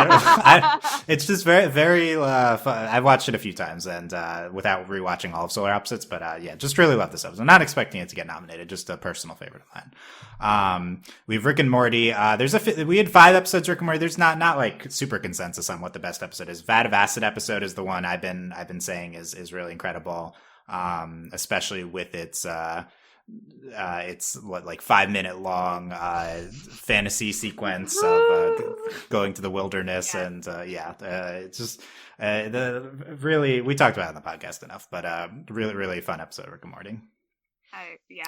It's a fun episode, and it has a lot to say too. So it does have a lot to say. Yeah, and there's other good ones from Rick and Morty too this season. We talked about the Ladybug New York special.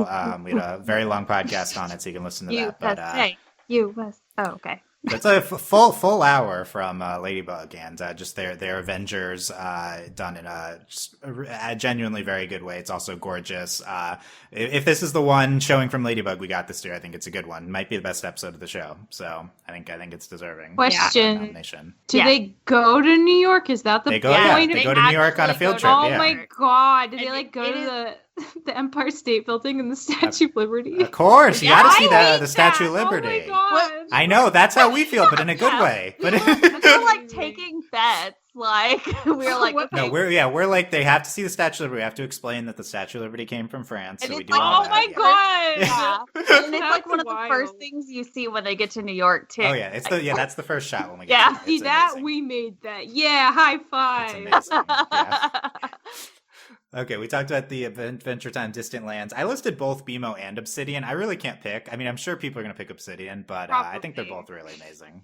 Obsidian's just got the leg up because it's gay. I mean, I'm sorry, BMO. You just can't compete with that, but you're also very good. We don't know BMO's preferences. I think BMO's non-binary. That's true. I was gonna say BMO and a child. So I don't think any romance still a child, like eternal child. Okay? Eternal child. I mean, same, but also.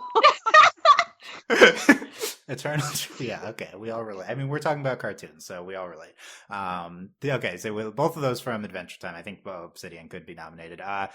Most people talking about The View from Halfway Down from BoJack, the second to last episode. I also listed the finale, Nice While It Lasted. They were both really good. They go together, I guess. It's like a two-parter. I think both are incredible. I'm happy either one. I love the finale's very talky. I really love that. The second last, The View from Halfway Down is very like surrealist and stuff. I think that it's really good too. I think it just depends on which is your preference. Yeah, like, I think that's why because I like talky, but I also like the very like surrealist aspect, and so I'm like, don't make me pick Mom and Dad, please. You don't have to pick. It's fine. Okay. But the patrons will pick one, and that'll be on the ballot. But that's hopefully they pick one. I think, View from Halfway Down, I think will probably get nominated. That's my guess. Heart Part 2, the She-Ra finale. People also love Save the Cat. That's another great episode. Heart Part 2, the big kiss, the big epic conclusion. They definitely, I think it's one of the standout episodes of the year. Does half feature a plot with Glimmer and her dad, which isn't quite as good as the rest, but it's all the Shots fired. No, I know, right? Glimmer still, we love Glimmer. Glimmer amazing. Always love Glimmer. But the Cachador stuff at the end, I think, is so incredible. Definitely, I think probably this will get nominated too.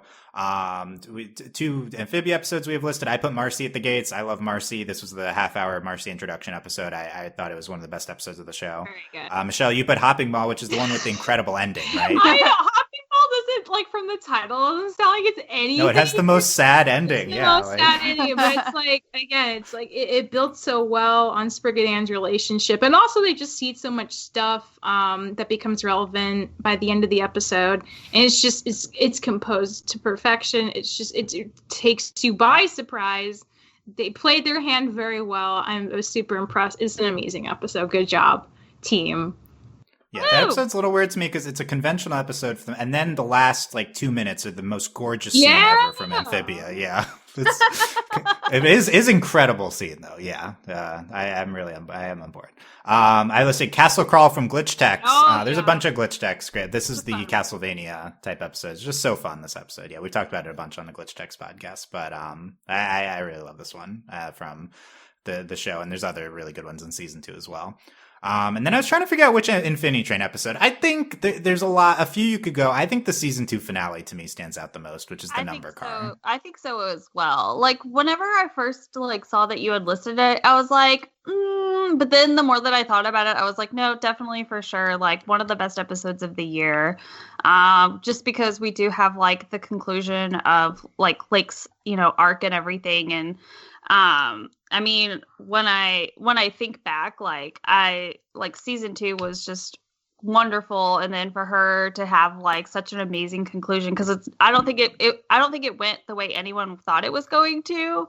I thought we were in passing, ha ha ha, but then it you know what I mean? We were wait, this is actually happening, and just to have it pan out evokes so many emotions.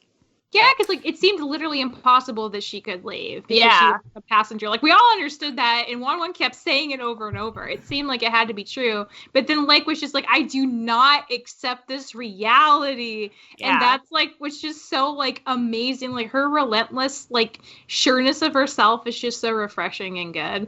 I will say if I were gonna add one more, I would say book 3, the Campfire Car. Yeah, that is a good one. Amazing in a completely different way, but it's out here talking about grieving and loss in a very real way that I feel again, maybe because it's skewed to a slightly older audience, it seems a lot of times we want to shy away from that stuff and only talk about it in passing, but it was one of the most beautiful things I'd seen in a long time. That sequence, I really love that episode too. Yeah, that's my second pick as well. But number card though, I just love the ending, the happy, gorgeous ending with Lake and Jessie, Lake naming herself, and then that episode also features that really high similar to the dance in Grom, the high level animation sequence with Alan Dracula. That's also it's random too. That's gorgeous too. Yeah, no, I just love book 2. I love it, and I love how it ends. Yeah, I was gonna say, and I think a lot of people can relate more to the number car than the Campfire Train, unfortunately. But I think, So two, I think a lot of in different ways things people connect to. But yeah, okay, there you go. There's our picks for best episode, and that leaves us with best show, which we've talked about all of them already, so I don't think we need to really get into it. But here's the ones we listed, which was Kipo, BoJack, Craig, Infinity Train, and She-Ra. So that's 5. So are those our picks for the 5 best of these shows of the year?